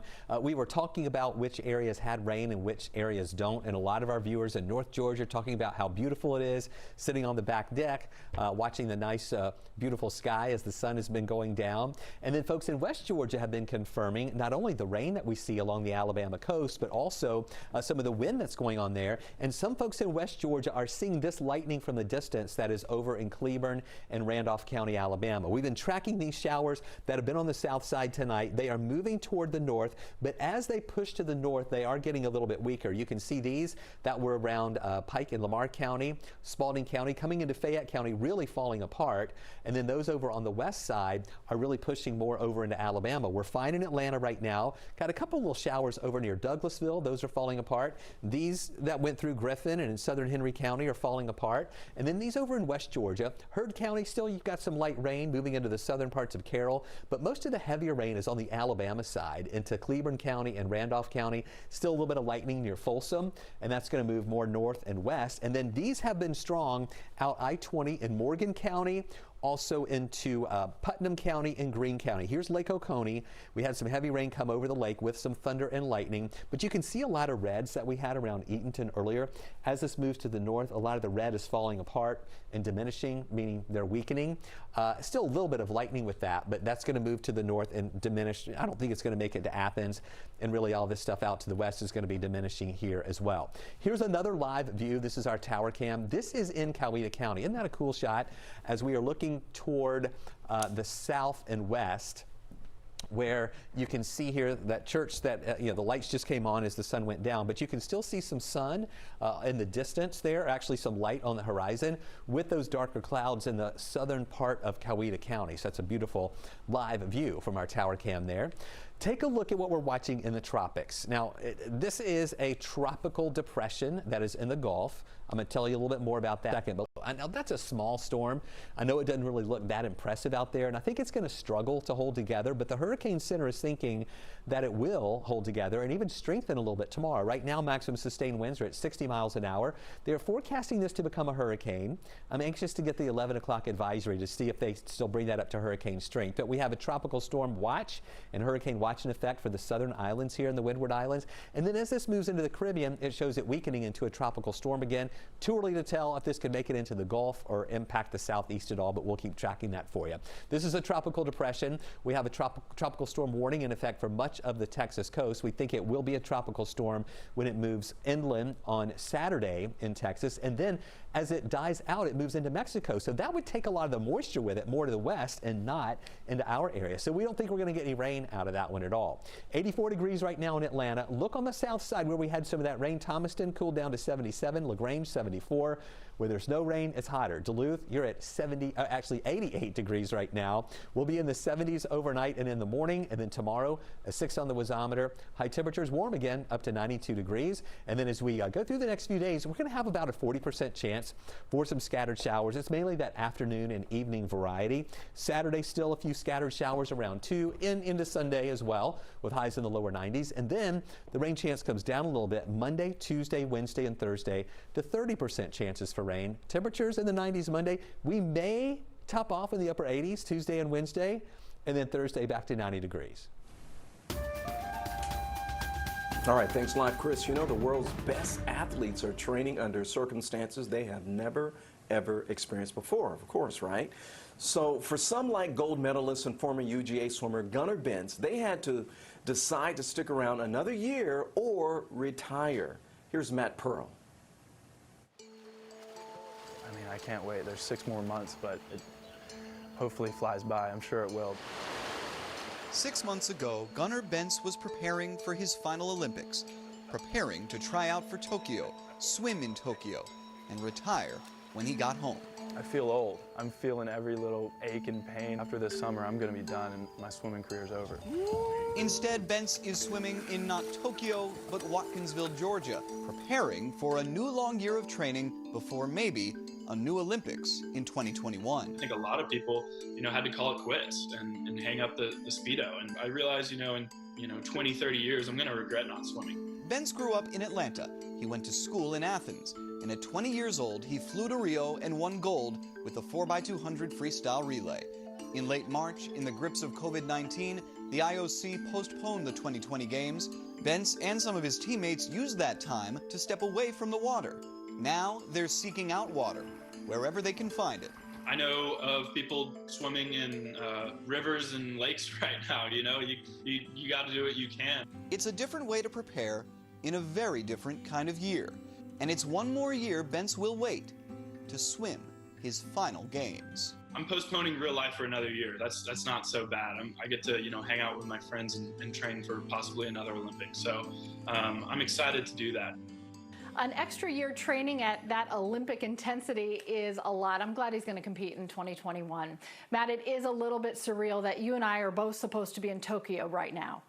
Yeah, you think about the Olympics as being so full of ceremony, the opening ceremonies, the closing ceremonies, the medal ceremonies, but it was entirely unceremonious how these games got canceled or postponed, as it were. Certainly for folks like Gunnar Bentz, it required a major emotional and mental shift to have to take all this training they were doing and now see them all have to kind of bottle that up and hopefully let it all out next summer. We are hopeful we'll be in Tokyo this time next year, and all of us will be watching the opening ceremonies for the Summer Games together. Matt, thanks a lot. Those having problems getting their unemployment are told to be patient and persistent. But one woman says she had enough after making nearly 1,000 calls to the Department of Labor. Medical questions. Because 11 Alive is where Atlanta speaks. Televised newscasts not enough for you? Get even more at 11 Alive's YouTube channel, where you'll find uncut interviews, extended body cam footage, live streams of Atlanta's biggest trials, and more. Subscribe to 11 Alive today.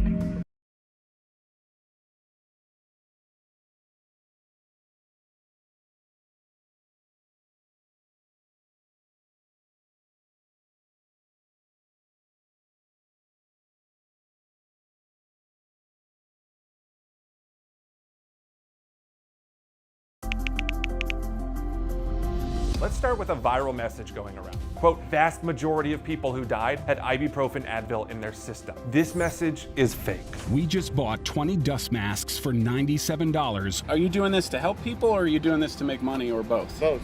Take this email sent to the Verify team. Is it safe to have your house cleaned by outside workers? The best practice is to limit guests to emergencies only.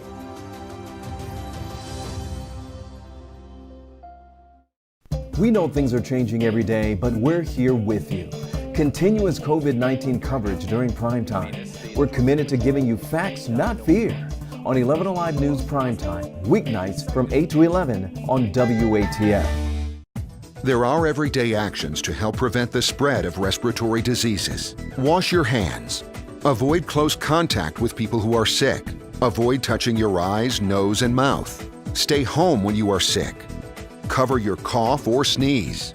Clean and disinfect frequently touched objects with household cleaning spray. For more information, visit cdc.gov/COVID-19. This message brought to you by the National Association of Broadcasters and this station.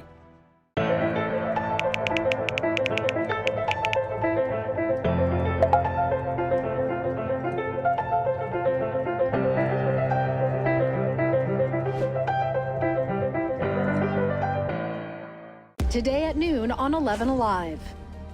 We are seeing that lack of smell or altered taste can be a symptom. We answer your coronavirus-related medical questions. Because 11 Alive is where Atlanta speaks. Televised newscasts not enough for you? Get even more at 11 Alive's YouTube channel, where you'll Many schools are now going virtual, at least for the first 8 to 10 weeks, but that may lead to additional costs and burdens on families. Joining me is our friend Ted Jenkins, the CEO and co-founder of Oxygen Financial. Ted, will there be more cost to handle basic schooling here? Oh, yes, Jeff. You know, there are parents now that are considering something called micro schools. And Jeff, this is for pre-age school children where you set up a makeshift classroom in your house and you bring in a teacher, and that's going to cost parents more money. I worry, too, that for virtual tutors, it's going to be a big expense for families, Jeff. A lot of kids now don't know, can I get before school help? Can I get after school help? So virtual tutor and that cost will be on the rise. And, Jeff, some kids may simply not have access to a computer, so it could cost the family money now to get a computer or two for their household. How about some other financial impacts on families above and beyond what we can expect? Well, definitely for sure, daycare is the big one, Jeff. I mean, right now, people don't know if they don't have a family here in Atlanta who's going to take care of the kids. You may have to hire a private daycare, a nanny, shared care. You could have a reconfiguration of your house. You know, your home wasn't intended to have 3 children and 2 parents all work and do school there at the same time. So that can be a cost. And Jeff, if athletics programs get cut down at these schools and kids don't have access to gyms, your family might have to spend money on setting up a gym in your house. I tell you, Jeff, the cost of dumbbells right now, yes, dumbbells online, is crazy right now. I ordered a $600 elliptical in the last week. I feel your pain, and I am now feeling the wrath of my wife as a result of ordering this exercise equipment. So I know what you're talking about. And parents' work environment at home also factors into this. Yeah, Jeff, you have to understand the rules of engagement with your employer. Look, if your child hops on your lap one time, it might be cute, but if it happens several times, could you get fired? And look, your employer is not likely to lower your quota or the goals that you have for the year, so you better make sure that you stay focused on that because it could really hurt your income. And as best as possible, try and match your calendar with your child's calendar for school. This will minimize interruptions, Jeff. Yeah. How about being called on Zoom by the HR of your company saying, you know, Jeff, we're going to fire you, not so much because of your work, but your annoying kid in the background has become too much of a burden? This is why I say, Jeff, learn the rules of engagement. It could be a really sticky situation for you. Oh, geez. Ted, always we appreciate it. Ted Jenkins, CEO and co-founder of Oxygen Financial. As always, thanks so much. Thanks, Jeff.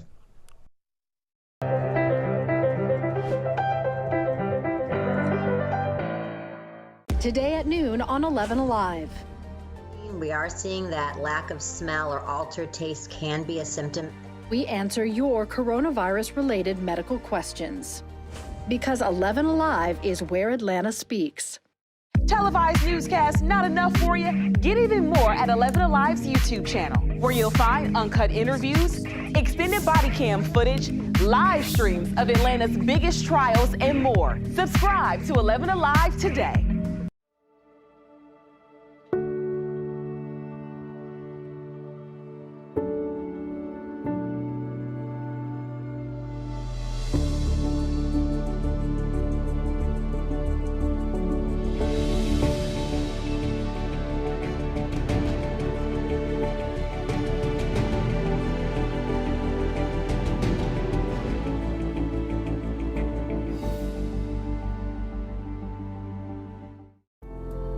In times of great uncertainty, some things become more clear. The things we take for granted, the people we depend on daily. Here at 11 Alive, we'd like to say thank you. First responders, medical staff, sanitation workers, truck drivers, postal workers, and every brave Georgian doing their part to make a difference. We see you, we hear you, and we appreciate all that you do. Let's start with a viral message going around. Quote, vast majority of people who died had ibuprofen Advil in their system. This message is fake. We just bought 20 dust masks for $97. Are you doing this to help people or are you doing this to make money or both? Both. Take this email sent to the Verify team. Is it safe to have your house cleaned by outside workers? The best practice is to limit guests to emergencies only.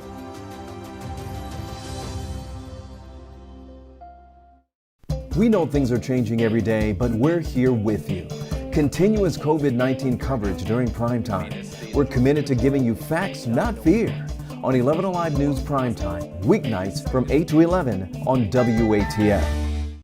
There are everyday actions to help prevent the spread of respiratory diseases. Wash your hands.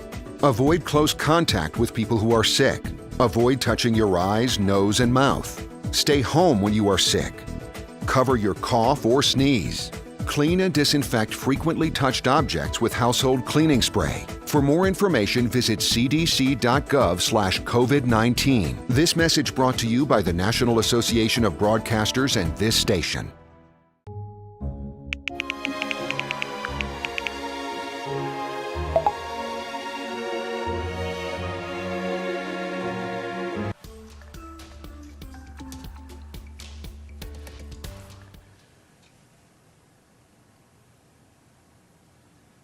Applications for unemployment benefits rose last week for the first time in 4 months. Officials say roughly 30 million Americans are currently receiving unemployment benefits. Right here in Georgia, the number of first-time unemployment claims continues to drop. For the week of July 18th, more than 120,000 advance claims were filed. Now that's down by more than 18,000 from the previous week's numbers. And still we have a lot of emails that come in every single day from people who say they are desperately trying to get help with unemployment issues. One woman says she got so desperate she called the Department of Labor 900 times. Natisha Lands talked to her. You have reached the Georgia Department of Labor.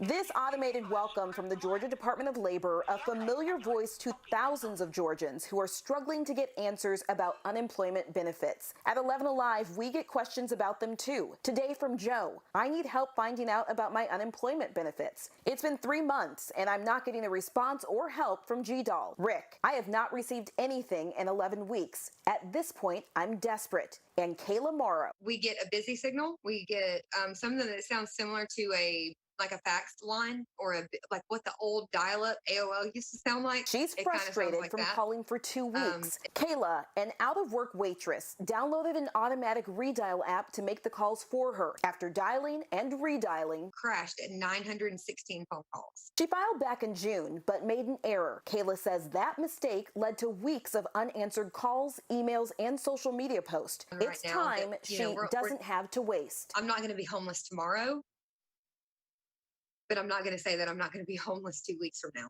The Georgia Department of Labor tells us it normally receives 25 to 30,000 calls a day. 50 people take those calls. 42 career centers across the state also take calls and reply to email messages. The department says social media messages are replied to 7 days a week. So the Department of Labor says just keep on calling, just keep the phone ringing, but it's easy to see how these callers are getting more desperate. With the $600 federal unemployment boost set to run out, Aisha. The bills don't stop coming. You need the money, and right now lawmakers on Capitol Hill still haven't decided what to do about that extra $600. Republicans say they want to get the money to people quickly, but they don't want to hand out too much. Here's how Treasury Secretary Steve Mnuchin described it. We're not going to pay people more to stay home than to work. So we're looking at something that looks like a 70% wage replacement. Meanwhile, Senate Democrats say they want people to be protected from evictions, and they want legislation to include hazard pay for essential workers. We're still watching a few showers out there that have been a little more prominent on the south side. As they move up toward the north, they are showing some signs of weakening. We don't really have a lot around Atlanta. We have one cluster of rain that's over near the Georgia-Alabama line, another one that's out near Lake Oconee and in parts of Morgan County. These still have some thunder and lightning with them. So let me show you what we're watching. You can see how these are moving up toward the north. We had a little better coverage of that down in Pike, Lamar County, Spalding County a little bit earlier. But as this part moves northward, it's falling apart. So that's going to miss us here in Atlanta, where we're mainly dry. Just a couple little spotty showers on the north side, also over in Douglas County. Here you can see these on the south side falling apart, but we do have these on the Georgia-Alabama line that have some more light to moderate rain right there just south and west of Carrollton. A little thunder and lightning earlier in Cleburne and Randolph, but that is starting to diminish too. Here's where we still have some lightning. This is out I-20, closer to Lake Oconee. You can see the lake right here where we had some heavy rain, thunder, and lightning that moved through. As this moves up toward the north of I-20, it's showing signs of weakening. Still a little bit of lightning just south of I-20, south of Madison. That's about to move to the north. And then this little cell that's crossing over into Oconee County has a little bit of rain in it. And southern and eastern Walton County seeing some of that rain. But again, it is weakening as it moves up toward the north. Here's a live look at what we're watching outside right now. And this is that view in Coweta County. Now, it is dark.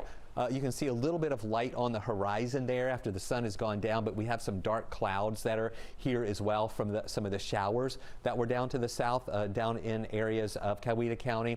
Our future radar product is showing through the rest of the nighttime hours. See how everything diminishes as it moves to the north. So it's going to be quiet tonight, quiet in the morning, but we will see additional showers redeveloping in the afternoon tomorrow. We'll talk about those percentages and let you know if we'll stay warm through the weekend too.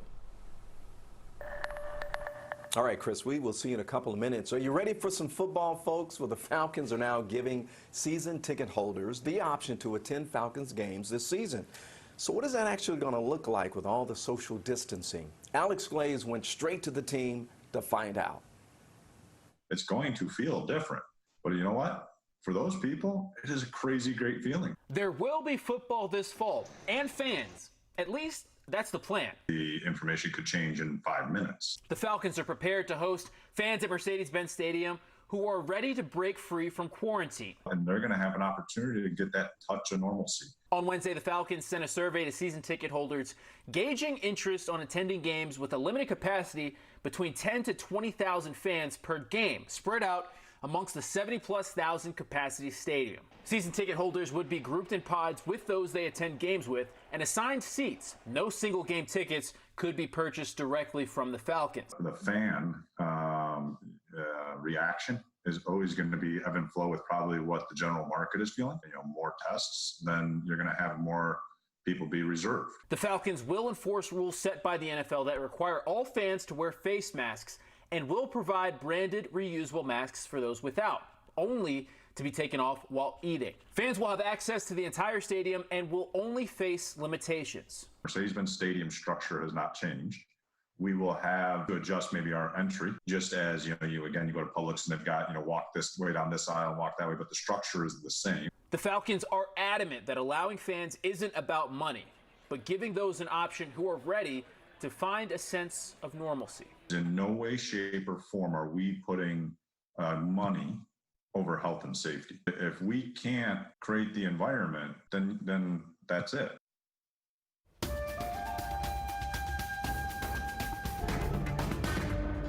Today, we officially begin the new one-year countdown to the Tokyo Olympics. The opening ceremony should have been tomorrow, but the pandemic delayed the games until July 23rd, 2021, tonight. We're catching up with the Georgia athlete who struck gold in the triple jump, Olympian Christian Taylor. Here's our Cheryl Prehigh. So this is unbelievable, knowing that there's no trials, there are no games. There are no fireworks or parade of nations, an Olympic year without its summer games. It's never happened before. And it still blows my mind to think, I watched the Olympic marathon, in Atlanta. Finish When his home city helped kick off the Olympic season with the marathon trials on February 29th, two-time Olympic gold medalist, four-time world champ Christian Taylor felt the momentum. It just got things stirring to me. And we're getting that much closer to my chance to compete. On your mark. He spent the next weekend hosting athletes from all over Georgia. That was an absolute blessing. And 3 weeks later, that, the year would just look very different.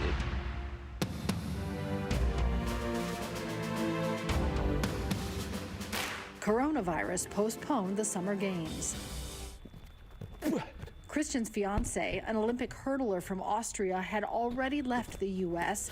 They were just reunited last week in Europe. Now we're here, and now we're together after about 6 months. They're hoping the wedding still happens in October. So fingers crossed, of course. The track and field athlete of the last decade is positive and optimistic even through an unprecedented beginning of this one. Everyone jumped into 2020. They had these vision boards and they had their mindset on what it was going to look like. But obviously we all got kind of this curveball and the rug pulled from under us and had to adapt. We're hopeful that 2021 in Tokyo will happen. What do you most look forward to? It almost gives me something greater to compete for. It's no longer just how far I can jump or what energy I can bring, but also what message I can send. What is the message you want to share? We need to find a way to love each other a bit more. When we recognize that we are one race, the human race, and that we need to care for each other, that we need to love each other, we need to have greater respect, I think this will just change our perspective and the way we just do life with each other.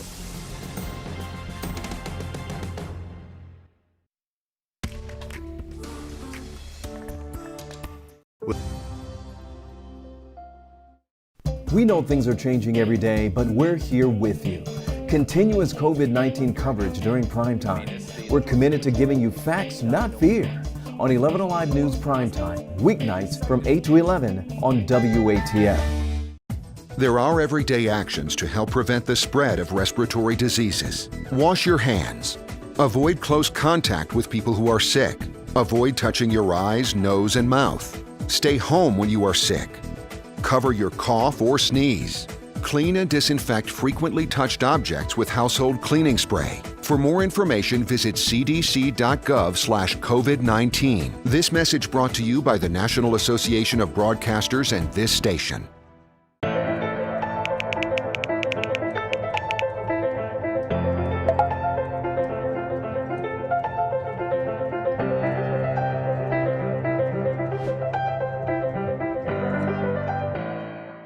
Today at noon on 11 Alive. We are seeing that lack of smell or altered taste can be a symptom. We answer your coronavirus-related medical questions. Because 11 Alive is where Atlanta speaks. Televised newscasts not enough for you? Get even more at 11 Alive's YouTube channel, where you'll find uncut interviews, extended body cam footage, live streams of Atlanta's biggest trials, and more. Subscribe to 11 Alive today.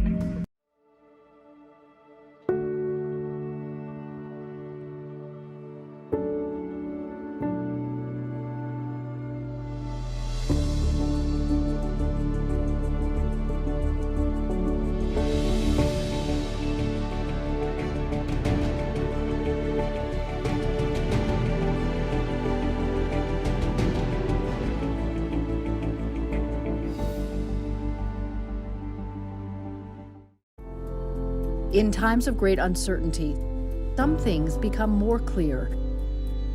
The things we take for granted, the people we depend on daily. Here at 11 Alive, we'd like to say thank you. First responders, medical staff, sanitation workers, truck drivers, postal workers, and every brave Georgian doing their part to make a difference. We see you, we hear you, and we appreciate all that you do. Let's start with a viral message going around. Quote, vast majority of people who died had ibuprofen Advil in their system. This message is fake.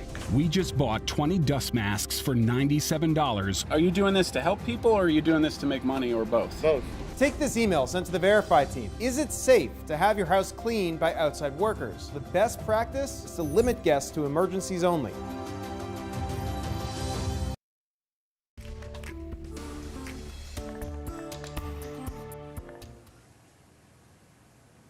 All right, welcome back, everyone. You know, during the COVID-19 pandemic, your options at the grocery store may be limited sometimes, but what's missing from the stores may surprise you. 11 Alive's Joe Hickey explains. Well, first, things like toilet paper, that disappeared. Cleaning supplies, those also went away. Now people tell us something that brings them comfort. Their favorite flavors of canned soda, those are also going MIA. Coca-Cola confirming with us there is an aluminum can shortage. This is a problem also affecting local breweries. I started a diet about a little over a year ago, and I gave up sugar. And so Cherry Coke Zero just became my go-to drink of something that I could have as a little treat. Sherry McGuffin of Bardstown, Kentucky says it is a treasure hunt to find her favorite soda. She tweeted Atlanta-based Coca-Cola writing, "I completely understand shortage of disinfecting wipes and lack of coin circulation, but why is Cherry Coke Zero so hard to find?" Coke responded saying they're seeing greater demand for products consumed at home, and Coke sent 11 Alive a statement adding, "Aluminum cans are in very tight supply with so many people buying more multi-pack products to consume at home. We are implementing contingency plans as best we can to get products people want to store shelves." Aluminum can manufacturer brand Ball telling 11 Alive pre-COVID-19 demand was already spiking with rapid growth of hard seltzer sales and companies ditching plastics. At grocery stores today, we found empty shelves for certain drinks, including Fresca, Sherry's Cherry Coke Zero, and canned lemonades with tags saying each item is out of stock. Those little things, when they disappear, it leaves a huge hole, and you don't necessarily even realize it until it happens. In Roswell, Gate City Brewing is feeling the financial crunch of the aluminum can shortage. We have just had to order way more than what we normally would. Co-founder Brian Borngesser says he was able to order cans, but needed to order extra as an insurance policy. Sitting on extra inventory will limit the brewery's cash flow. Gate City, like soda companies, also putting a smaller variety on store shelves. We haven't been putting out seasonals into distribution like we typically would be this time of year, but we're still making the seasonals and selling them on site through our tap room. It's just changed the way that we had planned on attacking the market. And Ball tells me currently they're adding additional manufacturing lines. They're also building 2 additional plants to meet long-term growth in the can market. We still have a few showers that we're watching on radar. They've been coming in from the south, and they were heavier earlier, and there was a little better coverage of rain on the south side too. A lot of this is weakening as it moves up toward the north. We don't really have much going on here in Atlanta right now. You can see some of the storms and the rain over on the west side, some of this over closer to Lake Oconee, but we're in the middle here in Atlanta where we don't really have anything going on. We had some showers on the south side a little bit earlier that had some thunder and lightning with it through southern Henry County and to Spalding County, but that is falling apart as it moves north. We still have some showers over on the Georgia-Alabama line in parts of Carroll County and into Heard County. It's light. Had a little thunder and lightning with that earlier, but that is also weakening. And then these are still holding together somewhat. The trend, though, is overall that it's weakening, but we still have a little thunder and lightning right there near the Newton and Morgan County line on the Morgan County side, right at I-20 and just south of I-20. A little pocket of moderate rain there just to the west of Madison. But as you can see, as that moves to the north, it's falling apart. Some of that making it into the southern parts of Oconee County, but it's not going to move that much more to the north. Elsewhere in North Georgia, we are dry. And then the trend is that everything that's still out there right now will continue to diminish as we go through the next few hours. Here's a live look at what we're watching right now. This is that tower cam again over in Coweta County. Now, earlier when we were looking at this, we could still see some light in the sky on the horizon. Mixing in with the clouds, but now no more light left on the horizon, so we can just see the beautiful church and the steeple right there with the lights on. Now, in the almanac today, we reported earlier our high was 92, but it actually bumped up to 93, so the Weather Service bumped that up. So our official high for today is 93. We should be at 89 this time of year. So, yeah, about 5 degrees above the average. We didn't get any rain in Atlanta today, and the surplus is at about 11.46 inches above where we should be in rainfall for the year. So let's check out the weather headlines. We're still going to be dealing with some afternoon pop-up showers and storms over the next few days. Temperatures will be in the 90s, but instead of the mid-90s, we're going to be trending down into the lower 90s for the next few days. And of course, we're still tracking the tropics where we have 2 tropical systems that we're watching. We're waiting for the next advisory to come out between 10:30 and 11 o'clock. We'll talk more about that in our next half hour as well. But we have those warm temperatures around right now, and we'll be falling out of the 80s after 11 and then 70s overnight and in the morning in the 70s. 70s with mainly dry conditions. Tomorrow morning starts off dry. Lunchtime is dry, but then in the afternoon, 30 to 40% chance for showers with highs still warm up to 92, a degree lower than it was today. We're watching those showers. See as they move to the north how they fall apart. And then in the morning it's dry. Lunchtime still dry, but a few clouds around. And in the afternoon tomorrow, not a widespread coverage of rain. As I mentioned, 30 to 40% chance for some of those showers around into the evening too. And then as we get into Saturday, a dry start and about a 40% chance for scattered showers on your Saturday afternoon with temperatures still there in the lower 90s. 40% chance for that rain Friday, Saturday, and Sunday. 92 Friday, 91 Saturday and Sunday. And then the rain chance is still going to be with us next week, but it comes down a little bit to 30% with a high of 91 Monday. And we might get lucky on Tuesday and Wednesday and not even hit 90 degrees with a high of 89. And then back to 90 Thursday with that 30% chance for rain lingering until the end of the week.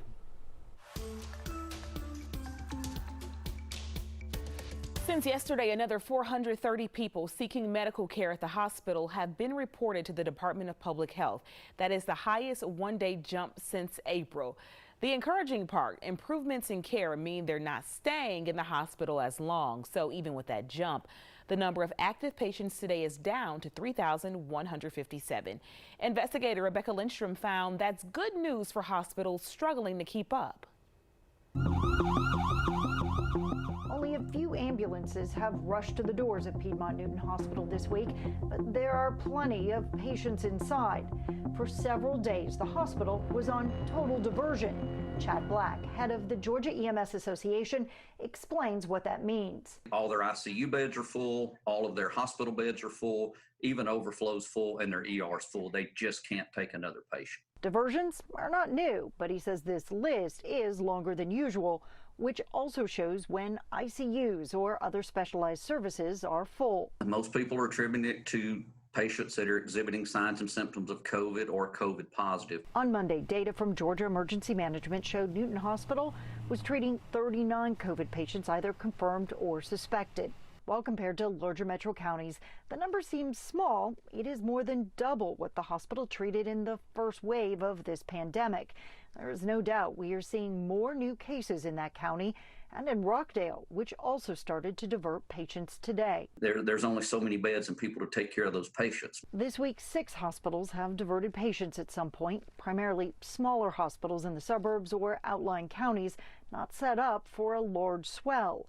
11 hospitals also warned that while their ERs were open, their ICUs were full. We've heard about pandemics and kind of prepared tabletops and did the exercises.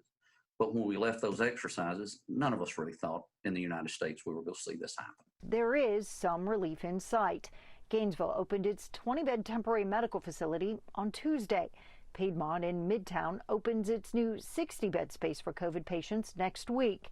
And GEMA says the space it built in Milledgeville and the Georgia World Congress Center are ready for the governor's order. Hospitals around the state admit they are juggling ER, ICU, and general beds, trying to staff them with the real need. They say these alerts are for ambulances. They are all still taking patients that walk through the door. So if you need medical care, they say come. Our everyday actions to help prevent the spread of respiratory diseases. Wash your hands. Avoid close contact with people who are sick. Avoid touching your eyes, nose, and mouth. Stay home when you are sick. Cover your cough or sneeze. Clean and disinfect frequently touched objects with household cleaning spray. For more information, visit cdc.gov/COVID-19. This message brought to you by the National Association of Broadcasters and this station.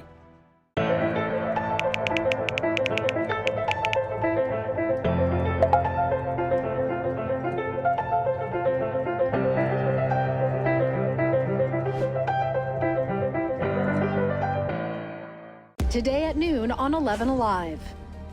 We are seeing that lack of smell or altered taste can be a symptom. We answer your coronavirus-related medical questions. Because 11 Alive is where Atlanta speaks. Televised newscasts not enough for you? Get even more at 11 Alive's YouTube channel, where you'll find uncut interviews, extended body cam footage, live streams of Atlanta's biggest trials, and more. Subscribe to 11 Alive today.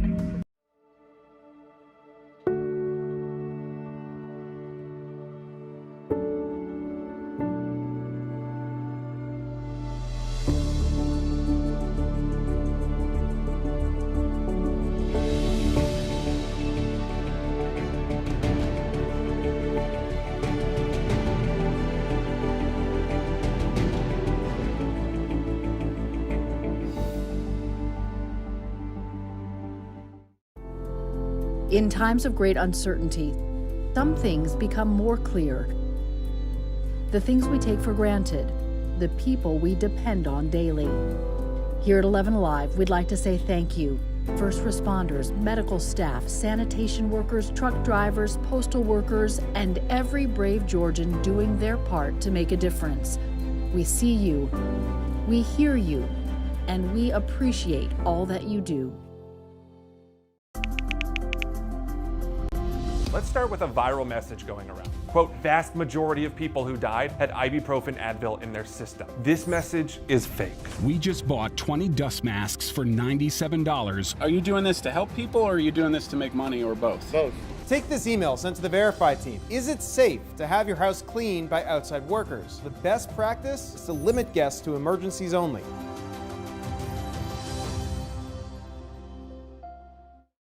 We know things are changing every day, but we're here with you. Continuous COVID-19 coverage during primetime. We're committed to giving you facts, not fear. On 11 Alive News Primetime, weeknights from 8 to 11 on WATF. The family of civil rights activist and Congressman John Lewis just released the plans to celebrate his life. He will be remembered in 5 different cities, including Atlanta and Washington, D.C., across 6 days. Here's a look at the schedule here. The first stop is going to be in his hometown of Troy, Alabama on Saturday. Lewis's funeral is Thursday at Ebenezer Baptist Church in Atlanta. He died Friday at the age of 80. For a complete list of his celebration of life plans, head to 11alive.com. 120 days ago, 5 Atlanta men, 5 legends of the American 20th century, warriors in the fight for civil and human rights, recipients of the Presidential Medal of Freedom, were with us. Now 3 are gone, 2 within the span of 12 hours. Ambassador Andrew Young and Hank Aaron remain. Atlanta without Congressman John Lewis, the Reverend C.T. Vivian, and Dr. Lowry, difficult to fathom. They cast giant shadows on so much here for so long. 4 decades ago, when I first arrived in Atlanta, a college friend from the Rocky Mountain West asked me, do you ever see any of these civil rights leaders in the community? Ever encounter any? I responded, oh yeah, all the time. I see them in grocery stores, cafeterias, ball games, charity events. They're involved everything in Atlanta, large and small. I've met all of them. While many big cities are defined by architecture, bridges, skyscrapers, natural beauty, and location, Atlanta is unique. Our city has been known for its leadership, its moral leadership, men and women who changed not only this city, but the country and the world.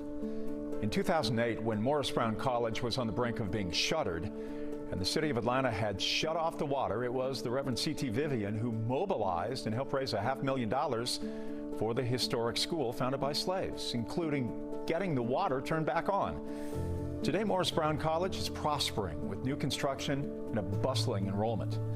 Reverend Vivian's workshops on race have trained thousands of Atlanta's leaders, both black and white, over the last 45 years. Dr. Joseph Lowry served Atlanta as the pastor of Cascade United Methodist Church from 1986 through 1992. The congregation is one of Atlanta's most influential churches. When my Atlanta colleagues would gather at work in restaurants, at dinner parties, or attend civic events, invariably the subject would come up. What does Atlanta look like without these great lions of the movement? Sadly, it means losing our soul. We should all be grateful for their navigation of the ship through difficult generational storms. Atlanta has survived and prospered, but what now? Where are we going? We are about to find out.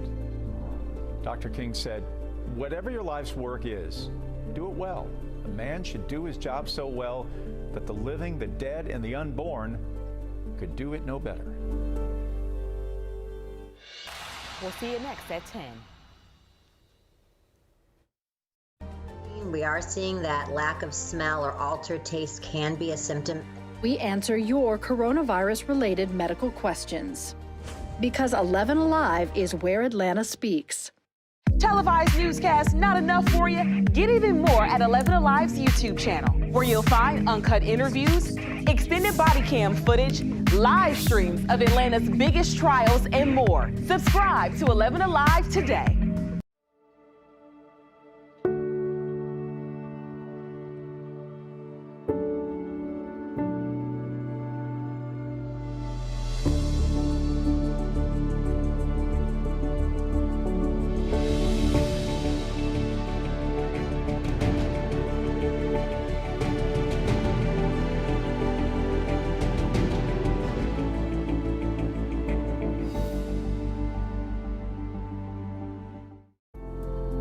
In times of great uncertainty, some things become more clear. The things we take for granted, the people we depend on daily. Here at 11 Alive, we'd like to say thank you. First responders, medical staff, sanitation workers, truck drivers, postal workers, and every brave Georgian doing their part to make a difference. We see you, we hear you, and we appreciate all that you do. Let's start with a viral message going around. Quote, vast majority of people who died had ibuprofen Advil in their system. This message is fake. We just bought 20 dust masks for $97. Are you doing this to help people or are you doing this to make money or both? Both. Take this email sent to the Verify team. Is it safe to have your house cleaned by outside workers? The best practice is to limit guests to emergencies only.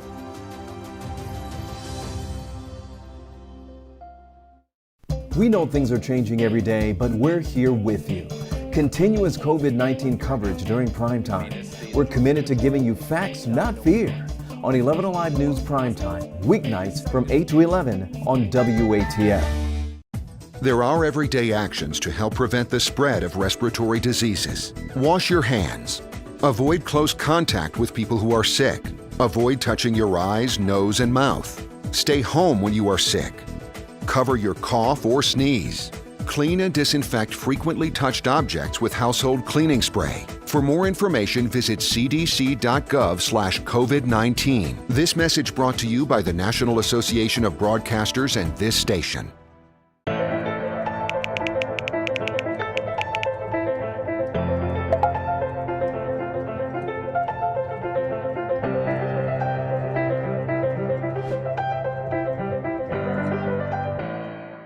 Today at noon on 11 Alive. We are seeing that lack of smell or altered taste can be a symptom. We answer your coronavirus-related medical questions. Because 11 Alive News Primetime on the ATL starts now. New tonight at 10, the family of civil rights activist and Congressman, the legendary John Lewis, announced plans to celebrate his life. And he will be remembered, Jeff, in 5 different cities, including Atlanta, across 6 days. His first stop, his home state of Alabama, Saturday and Sunday for events in Troy, Selma, and Montgomery. Congressman Lewis will then lie in state at the U.S. Capitol on Monday and Tuesday. The family is asking people do not travel from across the country to Washington to pay their respects due to COVID-19. Congressman Lewis will then on Wednesday and Thursday, he will lie in state. Wednesday at the Georgia Capitol, which is open to the public. The celebration of life, of course, will be at Ebenezer Baptist Church on Thursday and will be closed to the public. We have a full list of these events honoring this great man on 11alive.com. We ought to stand and give C.T. Vivian what his due is, and he can hear it. Give him his roses now. C.T., this is for you. Reverend Dr. C.T. Vivian, a civil rights icon, honored today with some powerful words and emotional goodbyes from those who knew him best, as well as familiar faces such as Oprah Winfrey and Hank Aaron. Reverend Vivian died on Friday, just hours apart from Congressman John Lewis. His legacy lives on through the C.T. Vivian Leadership Institute and through family, friends, and anyone who he ever impacted. He was 95 years old. All right, now to a major development in the killing of 2 sisters in Rome. 3 men now charged with murdering them. Jeff, this was breaking news earlier today at 5 o'clock. This all started back in May. The bodies of the 19-year-old and 31-year-old sisters were found tossed from a bridge with bags over their heads. John Sherrick is on the story for us tonight.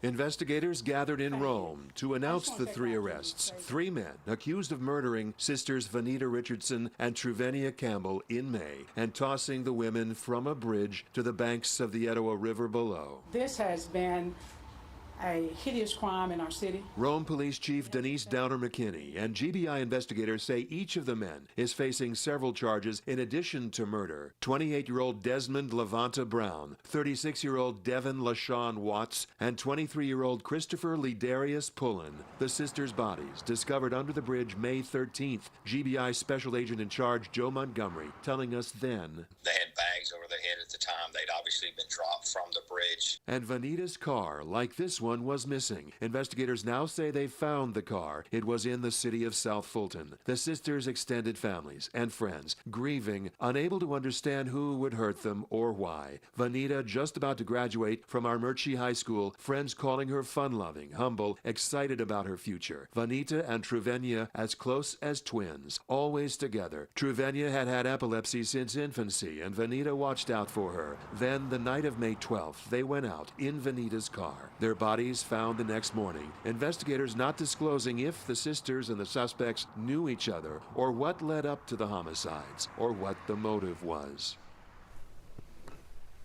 President Trump has canceled the Republican National Convention in Jacksonville, Florida. He says it is because of the rising COVID-19 numbers in the Sunshine State. But I looked at my team and I said, the timing for this event is not right. It's just not right with what's happened recently, the flare-up in Florida. To have a big convention, it's not the right time. It's really something that, for me, I have to protect the American people. The president made the announcement during his daily coronavirus briefing. The delegates will still hold a formal nomination in North Carolina, but many rallies and speeches will be held virtually. Tonight, Fulton County Superior Court has ordered Atlanta Mayor Keisha Lance Bottoms and Governor Brian Kemp to attend mediation after the state sued the city over its mask mandate and other COVID-19 restrictions. This may lead the way for both parties to settle this out of court. A hearing had been scheduled for next Tuesday. Mayor Bottoms said she called the governor herself last night, hoping the two could air out their differences. He's suing the city of Atlanta over the mask mandate again and those other restrictions. It is not my desire to continue to waste the resources of the city of Atlanta to fight a lawsuit that I believe perhaps we can find common ground on. Mayor Bottoms appeared on The Tonight Show with Jimmy Fallon last night, saying that she hopes that they can agree to disagree. At this point, a court hearing is still scheduled for next Tuesday after two judges recused themselves within hours of each other. Testing remains an issue for many, whether it is finding a test or waiting for test results, and many are beginning to wonder about the home tests. 11 Alive's Hope Ford, she took both an at-home test and an in-person test for COVID-19. She recounts the process, pros and cons, and what she learned from the experience. Around the July 4th weekend, I had fatigue, a low-grade fever, headaches, ringing in my ears, all symptoms related to COVID-19. Then I found out someone I encountered earlier in the week tested positive for the virus. So I went and got 2 tests. First, I went to one of the Fulton County testing sites. I waited about an hour and a half in my car to get the test, registered on my phone at the testing site, and self-administered the nasal swab. I also ordered a test from Everlywell. I received the test in 2 days, and it was well packaged, included thorough instructions, and looked like the one I took at the Fulton testing site. I sent the results overnight to Everlywell's lab and got my results in 3 days. My in-person test results took 6 days. Both were negative. As far as the pros and cons, the at-home test was quicker. Both were unpleasant, but that's kind of the point. Dr. Sujatha Reddy explains. So you want to be able to get the swab far enough back to be in the best location to pick up virus. And it's probably, if it's not a bit uncomfortable, you may not have done it right. The at-home test cost $109 and insurance covers it. The in-person test was free. As for the accuracy, a recent study by JAMA Network Open reveals at-home tests were almost just as accurate as in-person tests. And Dr. Reddy says consider 3 things whenever you're, getting an at-home test. 1, make sure it's a reputable company. 2, make sure you're administering that test correctly, even though it's a little bit uncomfortable. And 3, get an in-person test or consider getting an in-person test if your at-home test results are negative, but you're still having symptoms or they get worse. Hope, first of all, I can't believe you did that to yourself. I would be so afraid to do that test myself. But now that you've done both of them, which one do you prefer? So for me, it was quicker and less stressful to take the one at home. My boyfriend also went through the same process. He took an at-home test, and he got those results back in 3 days. He took an in-person test at a Fulton County testing site 10 days ago, and he still hasn't gotten those results back. All right, there you go. Compare and contrast. You choose. Thanks, Hope. Today, 4,200 more COVID cases and another 25 deaths. That is the very latest update from the state of Georgia about the deadly virus. Many Georgia school districts are opting to begin the year online in the next few weeks, but not all. So we took a look at what's happening in counties offering in-person learning. Forsyth is one of those districts. About 2/3 of students there are expected to return to class on August 13th. Right now, the county is averaging 31 cases per day. When school let out for the summer, that number was 7. Fayette County is also looking to welcome students back into their buildings. Today, the county reported its highest single day of new cases with 40. Right now, Fayette County is averaging about 22 additional cases of COVID-19 each day. Paulding County plans to return to class on August 3rd, offering both in-person and virtual learning. Here's a look at the cases of coronavirus there. Right now, Paulding is averaging about 29 new cases each day at the end of the last school year in May. The average was 4. All 3 districts have plans and guidelines on their website about how they will work to protect staff and students. A 100% virtual curriculum is more of a reality than a possibility for many school districts, at least for the start of the school year. Yet, many families are voicing their concerns as they say digital learning is not a one-size-fits-all solution. Tonight, Elwin Lopez talked to a Henry County parent who says he doesn't want children like his daughter to be overlooked. We're forgotten about. We're left in the dark. We're not getting answers, and we need those answers. We're just weeks away from the upcoming school year. Many school districts will start off with virtual learning, and yet many parents of children with special needs feel forgotten. The biggest concern is getting the resources that are needed for the children that can only be provided correctly in a classroom, such as speech therapy, occupational therapy, and physical therapy. Mike Smith's daughter, 4-year-old Jenica, has Down syndrome, and he worries that she and others will fall behind if the school districts don't come up with a tailored solution. We're not asking for our children to be put at risk and to be sent to school full time. We're asking for the resources that the school provides to not stop, because our children need those resources. Smith says without resources like speech therapy, Jenica's development will come to a halt. While Jenica can only speak one word, she fully understands the words that we're speaking to her. It's just difficult for her to speak them back to us and communicate. As summer break comes close to an end, parents in both Henry and Gwinnett counties came together this week to demand a plan for their children. They can't tell me how my children are going to get their IEP-related services at home. They have no idea. As for Jenica, her dad says this year he was looking forward to her being able to communicate with them, and now fears that's been taken away. We were hoping that she would be able to start putting those words together so that she could communicate not only with us as parents, but her brother as well. We're really looking forward to that. We're hoping those families get some answers. We do have a back-to-school guide for you on 11alive.com. It breaks down the plans for each Metro Atlanta district, and we can send it right to your phone if you like. Just text the word school to the number you see there on your screen.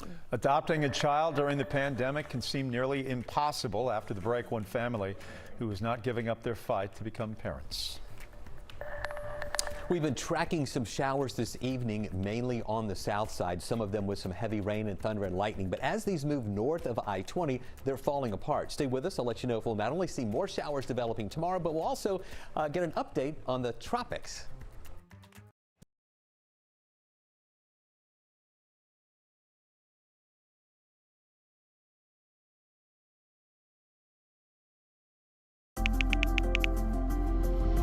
Let's start with a viral message going around. Quote, vast majority of people who died had ibuprofen Advil in their system. This message is fake. We just bought 20 dust masks for $97. Are you doing this to help people or are you doing this to make money or both? Both. Take this email sent to the Verify team. Is it safe to have your house cleaned by outside workers? The best practice is to limit guests to emergencies only.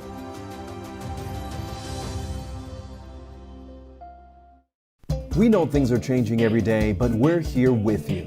Continuous COVID-19 coverage during primetime. We're committed to giving you facts, not fear. On 11 Alive News Primetime, weeknights from 8 to 11 on WATF. There are everyday actions to help prevent the spread of respiratory diseases. Wash your hands. Avoid close contact with people who are sick. Avoid touching your eyes, nose, and mouth. Stay home when you are sick. Cover your cough or sneeze. Clean and disinfect frequently touched objects with household cleaning spray. For more information, visit cdc.gov/COVID-19. This message brought to you by the National Association of Broadcasters and this station.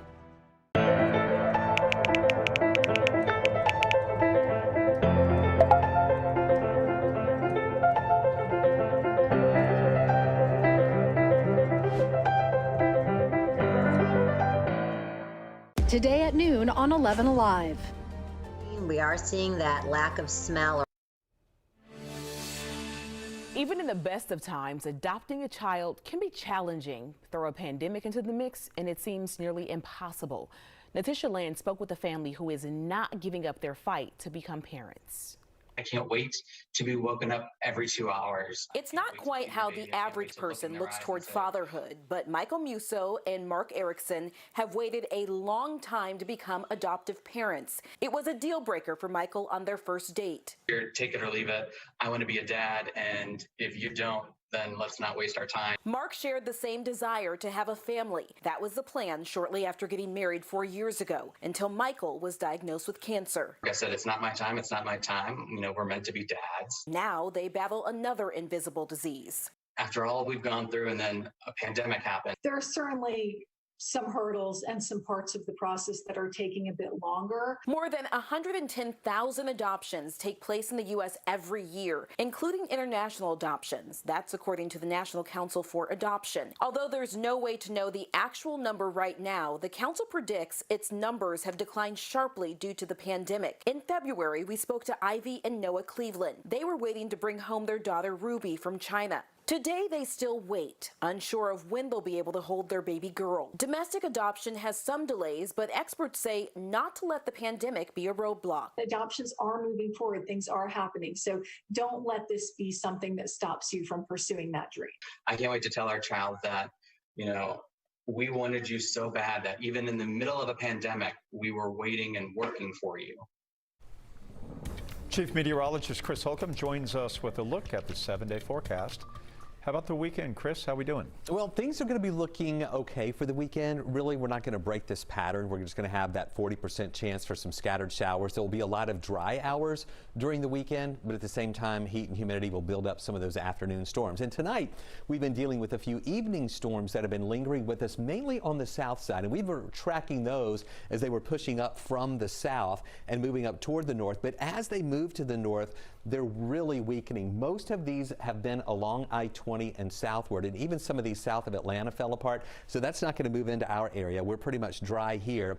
Over on the west side, we still have some light showers in Heard County, Carroll County, into Randolph County and Cleburne County in Alabama. A little more moderate rain over there on the Alabama side, but that's not moving toward us. That's actually moving toward the north and also to the west. I mentioned dry here in Atlanta, and then these were a lot more active earlier. Look at all the thunder and lightning we had over Lake Oconee, right there in parts of Putnam County, moving into Morgan County. Now we just have some moderate rain left over near Madison and Morgan County. Some of that has been trying to move into the southern parts of Oconee, but it's really falling apart and weakening as it moves to the north. Dry in North Georgia, south of Atlanta, we're dry, and really that's going to be the trend for the rest of the nighttime hours. Here's a live look at our tower cam in Rome, where you see dry roads. Flags are blowing just a little bit there from some of the breezy conditions that we have in parts of northwest Georgia, but dry conditions, and it's going to stay dry for the rest of the night. Let's check on the tropics because we've got a couple of systems we're watching. This is a tropical depression that is in the middle of the Gulf of Mexico right now. We expect between 10:30 and 11, the 11 o'clock advisory to come in from the Hurricane Center. It's going to be interesting to see if they make this or elevate or upgrade this up to a tropical storm. So we'll keep you posted on that in our next half hour. There's another system that we're watching that is a tropical storm. This is Gonzalo. Now, this is a really small system. It's having a hard time kind of maintaining its strength there. In fact, it lowered in wind speed a little bit earlier today. Now, the National Hurricane Center is showing this now at 60-mile-an-hour winds, but they're forecasting that this will become a hurricane as it moves near the islands there, where they have a hurricane watch and tropical storm watches in effect for the southern parts of the Windward Islands. And then when this gets in the Caribbean, it weakens. Now, this is a tropical depression. Could quickly become Hannah, which will be a tropical storm, and then move inland, we think, on Saturday with 60-mile-an-hour winds there in Texas. They have the tropical storm warnings in effect for much of the Texas coastline. And then the remnants of that system will move into Mexico. So really, that's not going to send any moisture our way. It's going to be really sending everything over toward the west. Temperatures right now, we're at 80 degrees here in Atlanta, 82 in Athens, 86 though in Duluth. We had some rain-cooled air over in Carrollton. We're at 73 right now. Peachtree City at 78. You had some rain there earlier too. We're watching these temperatures fall into the mid-70s by tomorrow morning with dry weather to start the day. 92 degrees for a high tomorrow. We'll give that a 6 on the wazometer. And you can see here those lingering showers falling apart tonight. A dry start.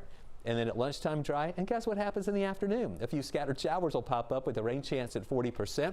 We'll keep the 40% chance for rain on Saturday and Sunday with highs in the lower 90s, and then a 30% chance for showers next week, Monday, Tuesday, Wednesday, and Thursday, maybe staying below 90 on Tuesday and Wednesday with a high of 89. Hey, take a look at this really cool weather wow moment. This was yesterday.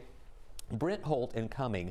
This is a time lapse. This isn't an actual, how the cloud looked in real life. This is a time lapse of the progression of this roll cloud in Forsyth County yesterday as it was moving across with some of the storms that we had. Brent, thanks for sending us that time lapse. We'd love to see your weather wow moment. We get those a lot of times from our 11 Alive community storm trackers on Facebook. Just search 11 Alive storm trackers.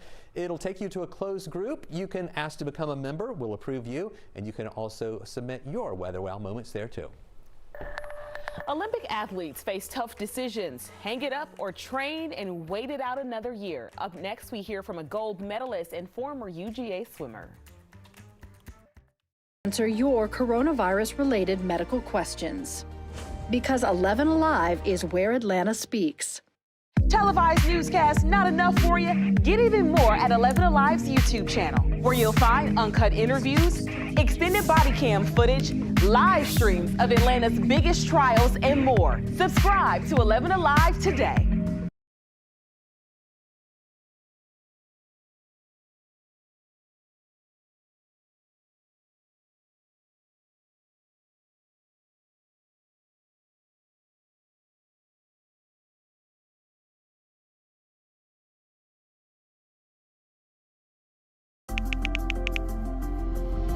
Let's start with a viral message going around. Quote, vast majority of people who died had ibuprofen Advil in their system. This message is fake. We just bought 20 dust masks for $97. Are you doing this to help people or are you doing this to make money or both? Both. Take this email sent to the Verify team. Is it safe to have your house cleaned by outside workers? The best practice is to limit guests to emergencies only.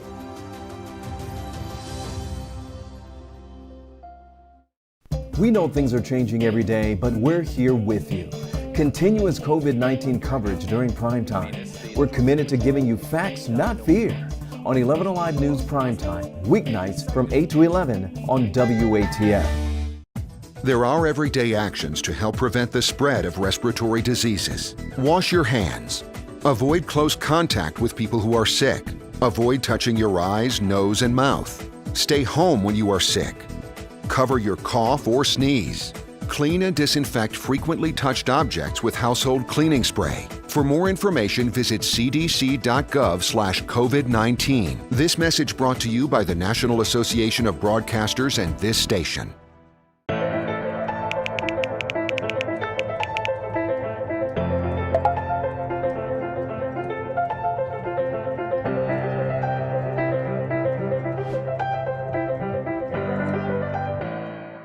Today at noon on 11 Alive.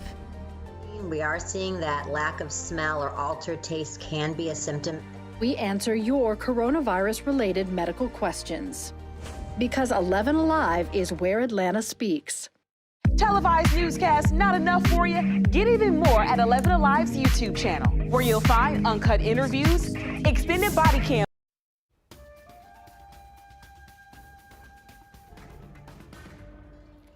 The world's best athletes are training under circumstances they've never experienced before. For some, like gold medalist and former UGA swimmer Gunnar Bentz, they had to decide to stick around another year or retire. Here's Matt Pearl.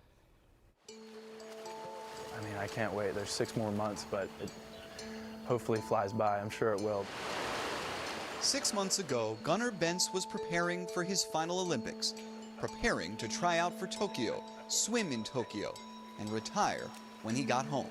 I feel old. I'm feeling every little ache and pain. After this summer, I'm going to be done and my swimming career's over.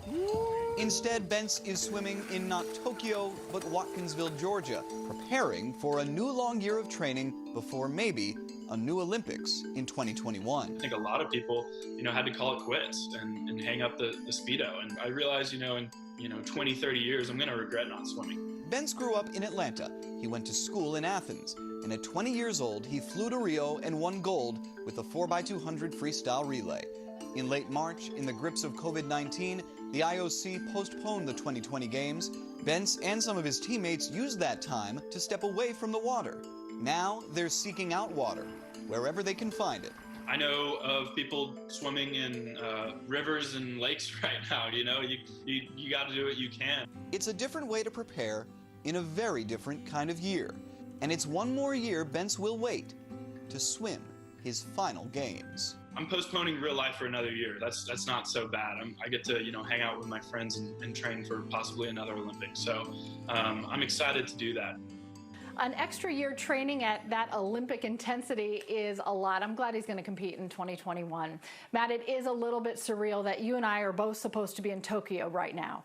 Yeah, you think about the Olympics as being so full of ceremony, the opening ceremonies, the closing ceremonies, the medal ceremonies, but it was entirely unceremonious how these games got canceled or postponed, as it were. Certainly for folks like Gunnar Bentz, it required a major emotional and mental shift to have to take all this training they were doing and now see them all have to kind of bottle that up and hopefully let it all out next summer. We are hopeful we'll be in Tokyo this time next year, and all of us will be watching the opening ceremonies for the Summer Games together. Matt, thanks a lot. We are looking forward to 365 days away. All right, Jeff, time for me to head out. I think I've lost you. I think we've lost your audio. We're going to miss you. We know you're heading over to do Up Late on 11 Alive with our friend Ron Jones, and that's about 20, that's more than that. My math is getting bad. It's about 35 minutes away. We look forward to it. Good work tonight. Always glad to see you. Thanks. Bye. Here's what's coming up. Parents of special needs students say they don't want their kids to be overlooked when it comes to plans for virtual learning. And with a short time left in the summer break, their calls for solutions are growing louder.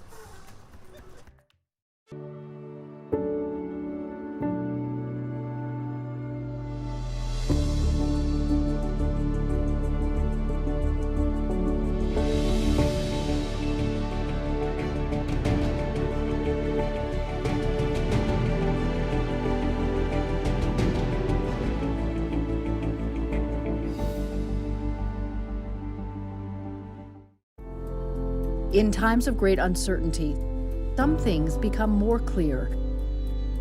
The things we take for granted, the people we depend on daily. Here at 11 Alive, we'd like to say thank you. First responders, medical staff, sanitation workers, truck drivers, postal workers, and every brave Georgian doing their part to make a difference. We see you, we hear you, and we appreciate all that you do. Let's start with a viral message going around. Quote, vast majority of people who died had ibuprofen Advil in their system. This message is fake. We just bought 20 dust masks for $97. Are you doing this to help people or are you doing this to make money or both? Both. Take this email sent to the Verify team. Is it safe to have your house cleaned by outside workers? The best practice is to limit guests to emergencies only.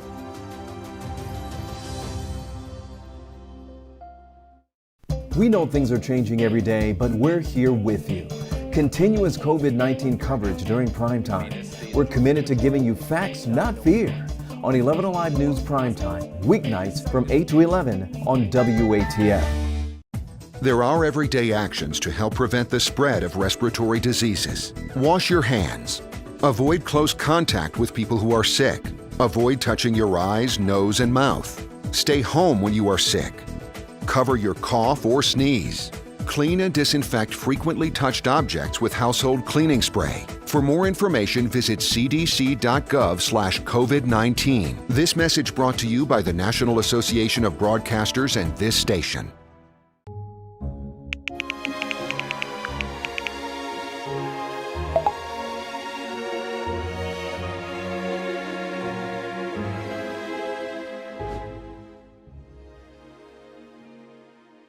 Today at noon on 11 Alive.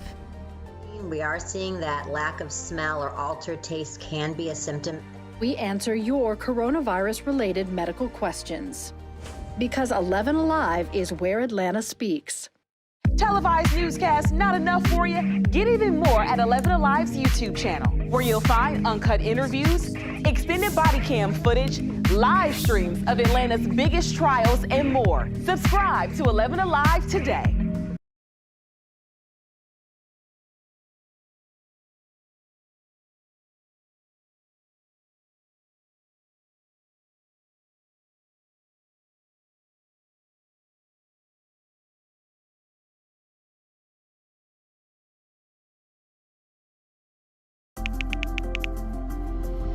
Let's start with a viral message going around. Quote, vast majority of people who died had ibuprofen Advil in their system. This message is fake. We just bought 20 dust masks for $97. Are you doing this to help people or are you doing this to make money or both? Both.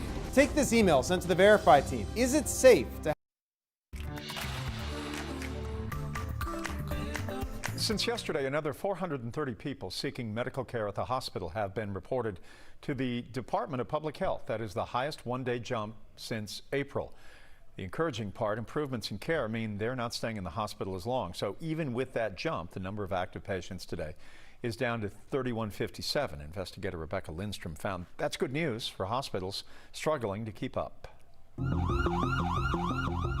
Only a few ambulances have rushed to the doors of Piedmont Newton Hospital this week, but there are plenty of patients inside. For several days, the hospital was on total diversion. Chad Black, head of the Georgia EMS Association, explains what that means. All their ICU beds are full, all of their hospital beds are full, even overflow's full, and their ER's full. They just can't take another patient. Diversions are not new, but he says this list is longer than usual, which also shows when ICUs or other specialized services are full. Most people are attributing it to patients that are exhibiting signs and symptoms of COVID or COVID positive. On Monday, data from Georgia Emergency Management showed Newton Hospital was treating 39 COVID patients, either confirmed or suspected. While compared to larger metro counties, the number seems small. It is more than double what the hospital treated in the first wave of this pandemic. There is no doubt we are seeing more new cases in that county and in Rockdale, which also started to divert patients today. There's only so many beds and people to take care of those patients. This week, 6 hospitals have diverted patients at some point, primarily smaller hospitals in the suburbs or outlying counties not set up for a large swell. 11 hospitals also warned that while their ERs were open, their ICUs were full. We've heard about pandemics and kind of prepared tabletops and did the exercises. But when we left those exercises, none of us really thought in the United States we were going to see this happen. There is some relief in sight. Gainesville opened its 20-bed temporary medical facility on Tuesday. Piedmont in Midtown opens its new 60-bed space for COVID patients next week. And GEMA says the space it built in Milledgeville and the Georgia World Congress Center are ready for the governor's order. Hospitals around the state admit they are juggling ER, ICU, and general beds, trying to staff them with the real need. They say these alerts are for ambulances. They are all still taking patients that walk through the door. So if you need medical care, they say come. A church in Winder says it's facing roadblocks when it comes to offering free COVID-19 testing. White Oak Spring Missionary Baptist Church says that it partnered with the Barrow County Health Department to offer free walk-up or drive-through testing. The church administrator, Kenny Lumpkin, says they tested 268 people the first day, but because turnout was so high, the health department started to require an appointment. Lumpkin says that's a problem because people can't get through the phone system to make an appointment. We need to make sure that the roadblocks and barriers that are keeping people from getting tested are removed. It's not a matter of whether or not people want to get tested. They do, but they're running into impediments that make it very difficult for them to get testing. The state health department told us requiring a reservation for testing is a safeguard to make sure that there are enough staff, supplies, and other resources available. 20 years after he was arrested for the murders of a couple inside of a church, a South Georgia man was set free today. A judge in Glynn County granted Dennis Perry bond after his conviction was overturned based on new DNA evidence. It points to another person being at the church where Harold and Thelma Swain were killed. Their murders went unsolved for 15 years. No physical evidence tied Perry to the scene. His conviction was mostly based on witness testimony. He maintained his innocence. Investigators say this new DNA evidence links a man named Eric Spare to the case. He has not been charged at this time. The Portland mayor was tear gassed along with protesters at a Black Lives Matter rally late last night. Mayor Ted Wheeler went into the crowd to talk to protesters one-on-one. Later, federal agents deployed by the president started firing tear gas into the crowd to try to get them to dissipate. It's not clear if they were aware the mayor was part of the gathering. Today, the Inspector General for the Justice Department announced he's investigating use of force allegations against federal officers in Portland and Washington, D.C. 120 days ago, 5 Atlanta men, 5 legends of the American 20th century, warriors in the fight for civil and human rights, recipients of the Presidential Medal of Freedom, were with us. Now 3 are gone, 2 within the span of 12 hours. Ambassador Andrew Young and Hank Aaron remain. Atlanta without Congressman John Lewis, the Reverend C.T. Vivian, and Dr. Lowry, difficult to fathom. They cast giant shadows on so much here for so long. 4 decades ago, when I first arrived in Atlanta, a college friend from the Rocky Mountain West asked me, "Do you ever see any of these civil rights leaders in the community? Ever encounter any?" I responded, "Oh yeah, all the time. I see them in grocery stores, cafeterias, ball games, charity events. They're involved everything in Atlanta, large and small. I've met all of them." While many big cities are defined by architecture, bridges, skyscrapers, natural beauty, and location, Atlanta is unique. Our city has been known for its leadership, its moral leadership, men and women who changed not only this city, but the country and the world. In 2008, when Morris Brown College was on the brink of being shuttered, and the city of Atlanta had shut off the water, it was the Reverend C.T. Vivian who mobilized and helped raise $500,000 for the historic school founded by slaves, including getting the water turned back on. Today, Morris Brown College is prospering with new construction and a bustling enrollment. Reverend Vivian's workshops on race have trained thousands of Atlanta's leaders, both black and white, over the last 45 years. Dr. Joseph Lowry served Atlanta as the pastor of Cascade United Methodist Church from 1986 through 1992. The congregation is one of Atlanta's most influential churches. When my Atlanta colleagues would gather at work and restaurants, at dinner parties, or attend civic events, invariably the subject would come up. What does Atlanta look like without these great lions of the movement? Sadly, it means losing our soul. We should all be grateful for their navigation of the ship through difficult generational storms. Atlanta has survived and prospered. But what now? Where are we going? We are about to find out.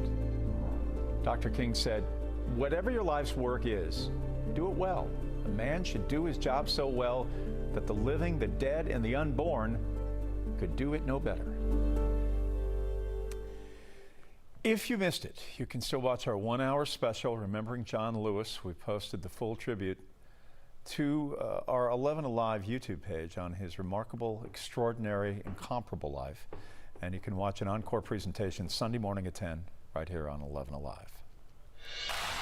Many schools are now going virtual, at least for the first 8 to 10 weeks, but that may lead to additional costs and burdens on families. Joining me is our friend Ted Jenkin, the CEO and co-founder of Oxygen Financial. Ted, will there be more cost to handle basic schooling here? Oh, yes, Jeff. You know, there are parents now that are considering something called micro schools. And Jeff, this is for pre-age school children where you set up a makeshift classroom in your house and you bring in a teacher, and that's going to cost parents more money. I worry too that for virtual tutors, it's going to be a big expense for families, Jeff.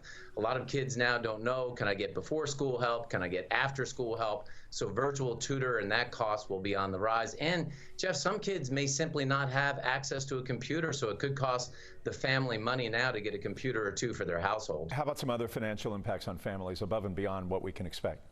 Well, definitely for sure, daycare is the big one, Jeff. I mean, right now, people don't know if they don't have a family here in Atlanta who's going to take care of the kids. You may have to hire a private daycare, a nanny, shared care.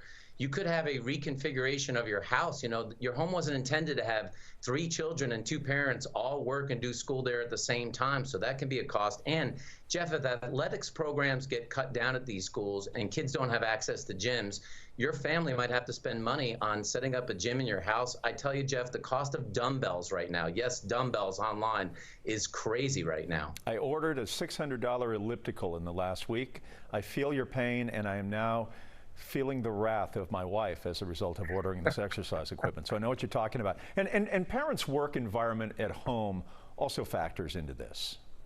Yeah, Jeff, you have to understand the rules of engagement with your employer. Look, if your child hops on your lap one time, it might be cute, but if it happens several times, could you get fired? And look, your employer is not likely to lower your quota or the goals that you have for the year, so you better make sure that you stay focused on that because it could really hurt your income. And as best as possible, try and match your calendar with your child's calendar for school. This will minimize interruptions, Jeff. Yeah. How about being called on Zoom by the HR of your company saying, you know, Jeff, we're going to fire you, not so much because of your work, but your annoying kid in the background has become too much of a burden. This is why I say, Jeff, learn the rules of engagement. It could be a really sticky situation for you. Oh, geez. Ted, always, we appreciate it. Ted Jenkins, CEO and co-founder of Oxygen Financial. As always, thanks so much. Thanks, Jeff. It's getting harder to find an Atlanta staple in the grocery stores. What's really behind the disappearance of some popular soda flavors? We're watching some showers on the south side that are diminishing as they move to the north. But as you know, with heat and humidity, we'll see a few more redeveloping tomorrow. We'll let you know if that pattern will extend into the weekend.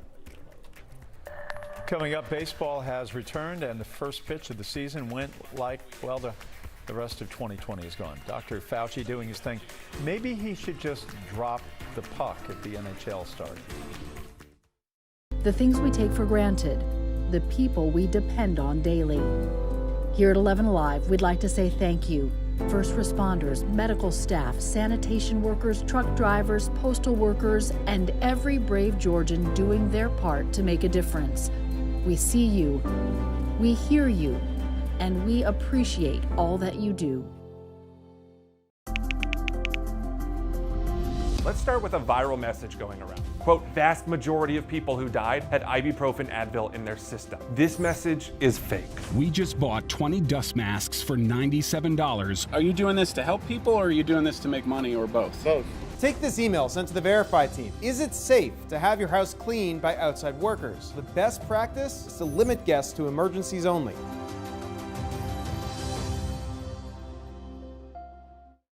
We know things are changing every day, but we're here with you. Continuous COVID-19 coverage during primetime. We're committed to giving you facts, not fear. On 11 Alive News Primetime, weeknights from 8 to 11 on WATF. There are everyday actions to help prevent the spread of respiratory diseases. Wash your hands. Avoid close contact with people who are sick. Avoid touching your eyes, nose, and mouth. Stay home when you are sick. Cover your cough or sneeze. Clean and disinfect frequently touched objects with household cleaning spray. For more information, visit cdc.gov/COVID-19. This message brought to you by the National Association of Broadcasters and this station.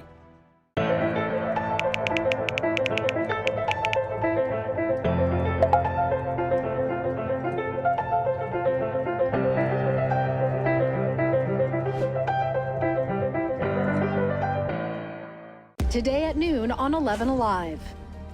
We are seeing that lack of smell or altered taste can be a symptom. We answer your coronavirus-related medical questions. Because 11 Alive is where Atlanta speaks. Televised newscasts not enough for you? Get even more at 11 Alive's YouTube channel, where you'll find uncut interviews, extended body cam footage, live streams of Atlanta's biggest trials, and more. Subscribe to 11 Alive today.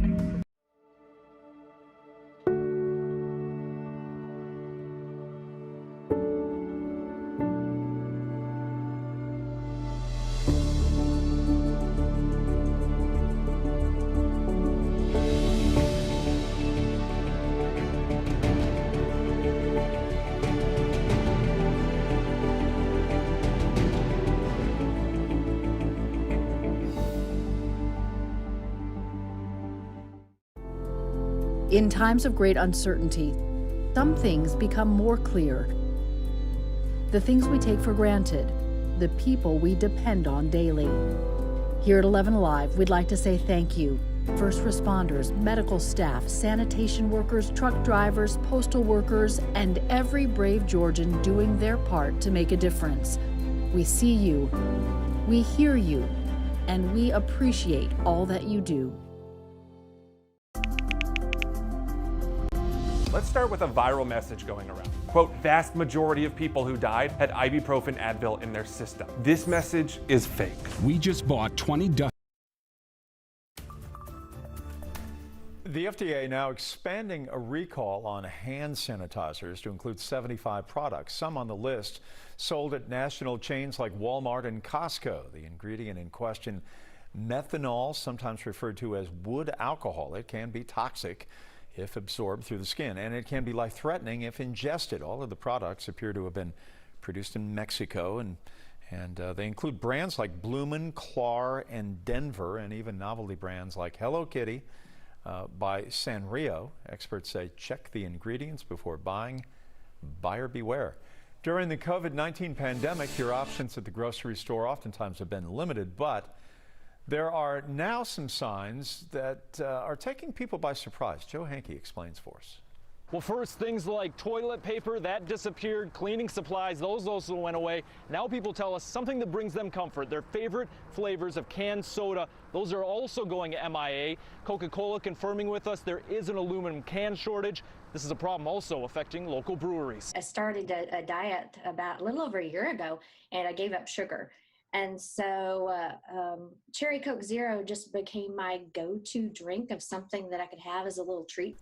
Sherry McGuffin of Bardstown, Kentucky says it is a treasure hunt to find her favorite soda.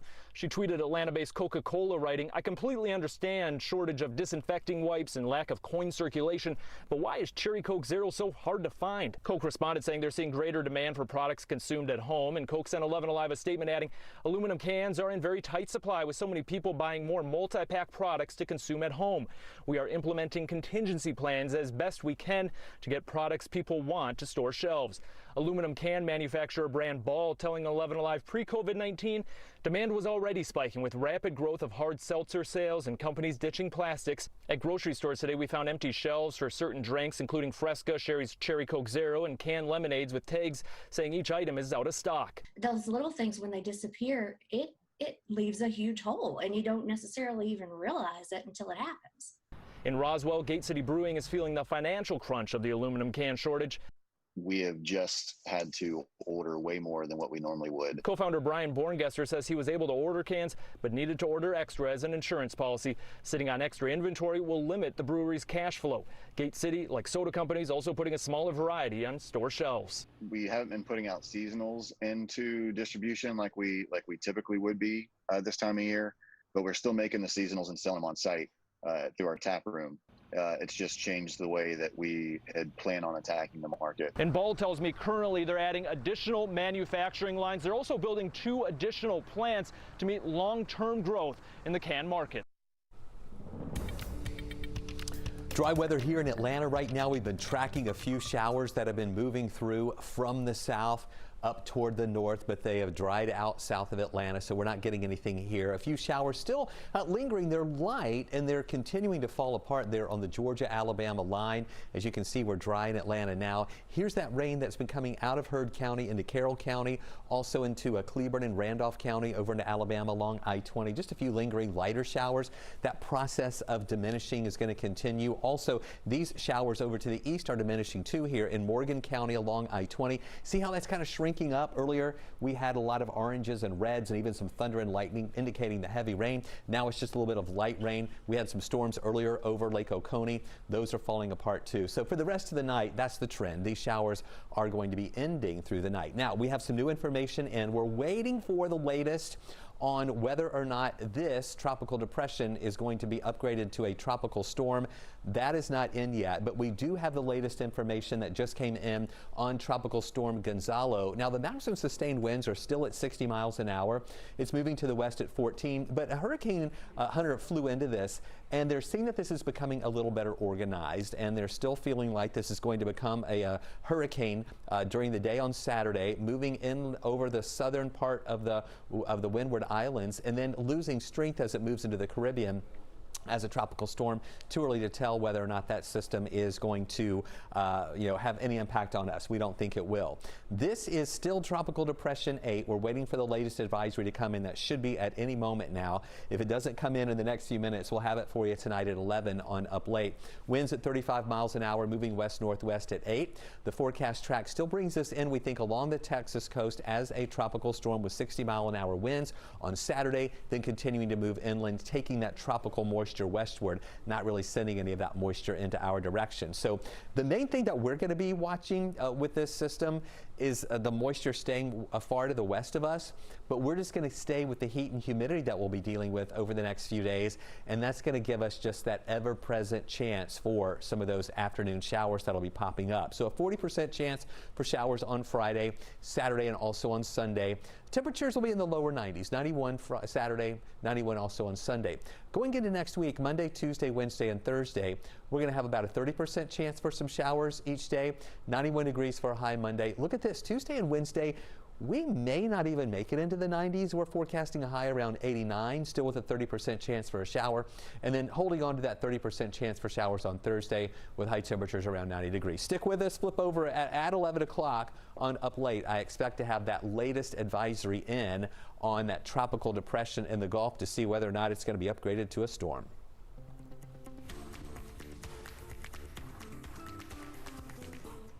Dr. Fauci, please report to the waiting room. Oh, man. Come on. Come on. Do we have to do this in slow motion? We're gonna give him a break here. We're not going to say anything other than give him a lot of respect and a lot of thanks for all the work that he is doing now and he has done in the past in the United States. So we're not going to say nothing about that. Nothing. Don't you say anything either, okay? All right. All right, where are we now? Baseball is back. Players social distancing still unified in their fight against social injustice. They held a black banner that stretched across the foul lines, and all players knelt before the national anthem. And then then we got to see some baseball. A few fans able to get a peek into the stadium from the rooftops across the way. First inning, it's, yes, Mr. Stanton with a 459-foot home run. And a very quiet home run. Not much to say, but the players did like it. 2-0 Yankees. The Nationals would respond with a home run from their own in the bottom of the half with Adam Eaton. Then the Yankees' Aaron Judge drove in another run to extend the Yankees' lead. Rain spoils the party. 4-1 Yankees, inning number 6 under a weather delay. The Braves start their season against the Mets tomorrow, but the bad news, starting pitcher Cole Hamels is on the 45-day injured list. That is the equivalent of the 60-day injured list for the shortened season. Hamels injured his shoulder in March, believed he was healthy in camp this month, only to have tricep tendonitis. So that's a big loss. Ryan Snitker is confident the rest of his pitchers are set and ready to go. I feel, we got everybody stretched out pretty much where we thought we could, and which is a good thing. And, I think we're in good shape with where everybody is as far as the workload and all that kind of thing. And because I didn't know how this was going to play out, but it's pretty good. Yesterday, the Falcons announced they are giving season ticket holders the option to attend home games this season. So what will that look like? Here's Alex Glaze, who went straight to the team to find out. It's going to feel different, but you know what?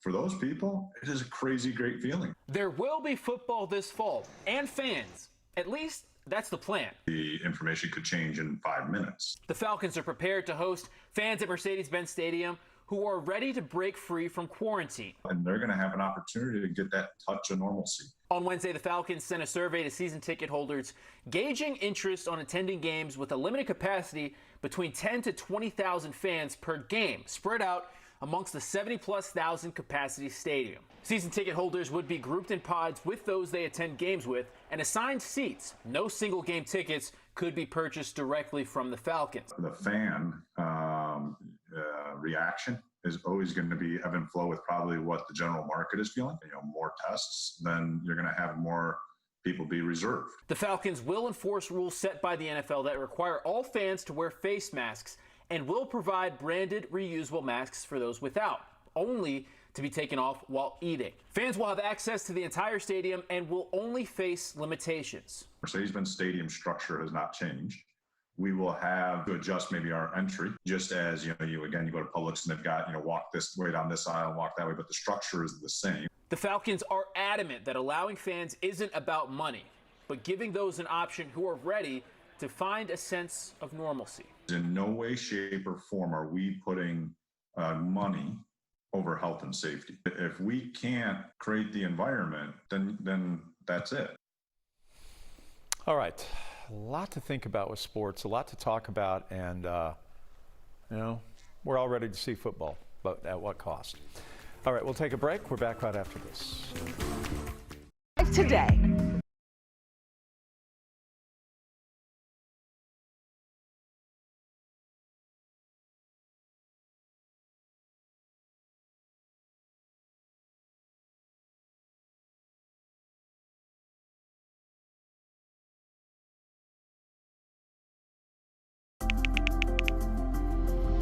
Let's start with a viral message going around. Quote, vast majority of people who died had ibuprofen Advil in their system. This message is fake. We just bought 20 dust masks for $97. Are you doing this to help people or are you doing this to make money or both? Both. Take this email sent to the Verify team. Is it safe to have your house cleaned by outside workers? The best practice is to limit guests to emergencies only.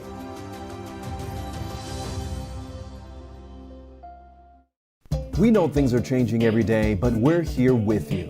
Continuous COVID-19 coverage during primetime. We're committed to giving you facts, not fear. On 11 Alive News Primetime, weeknights from 8 to 11 on WATF. There are everyday actions to help prevent the spread of respiratory diseases. Wash your hands. Avoid close contact with people who are sick. Avoid touching your eyes, nose, and mouth. Stay home when you are sick. Cover your cough or sneeze.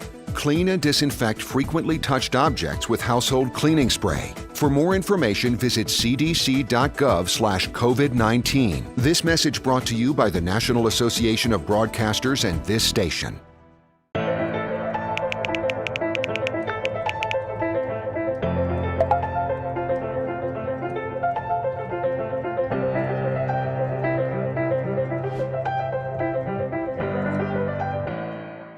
Today at noon on 11 Alive. We are seeing that lack of smell or altered taste can be a symptom.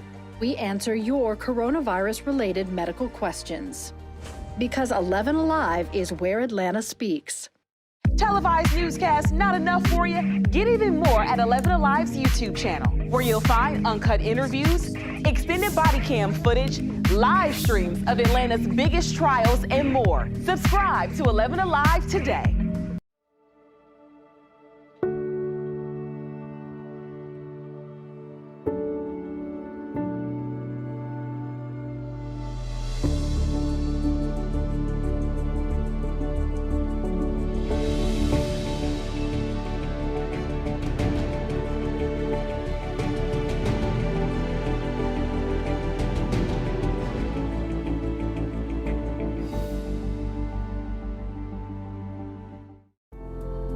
In times of great uncertainty, some things become more clear.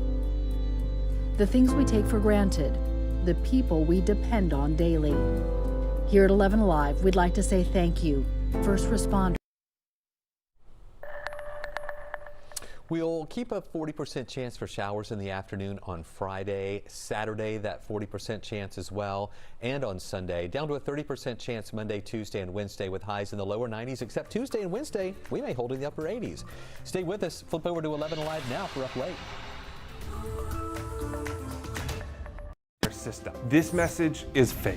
We just bought 20 dust masks for $97. Are you doing this to help people or are you doing this to make money, or both? Both. Take this email sent to the Verify team. Is it safe to have your house cleaned by outside workers? The best practice is to limit guests to emergencies only.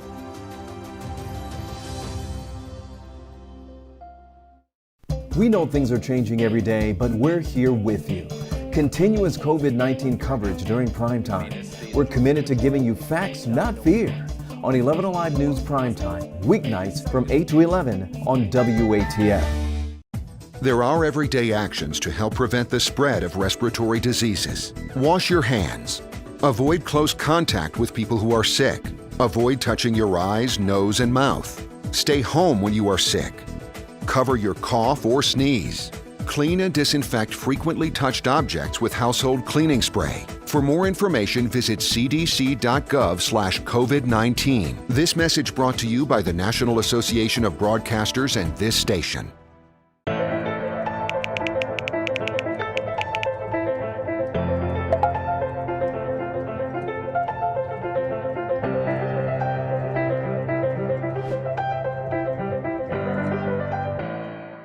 Today at noon on 11 Alive. We are seeing that lack of smell or altered taste can be a symptom. We answer your coronavirus-related medical questions. Because 11 Alive is where Atlanta speaks. Televised newscasts not enough for you? Get even more at 11 Alive's YouTube channel, where you'll find uncut interviews, extended body cam footage, live streams of Atlanta's biggest trials, and more. Subscribe to 11 Alive today.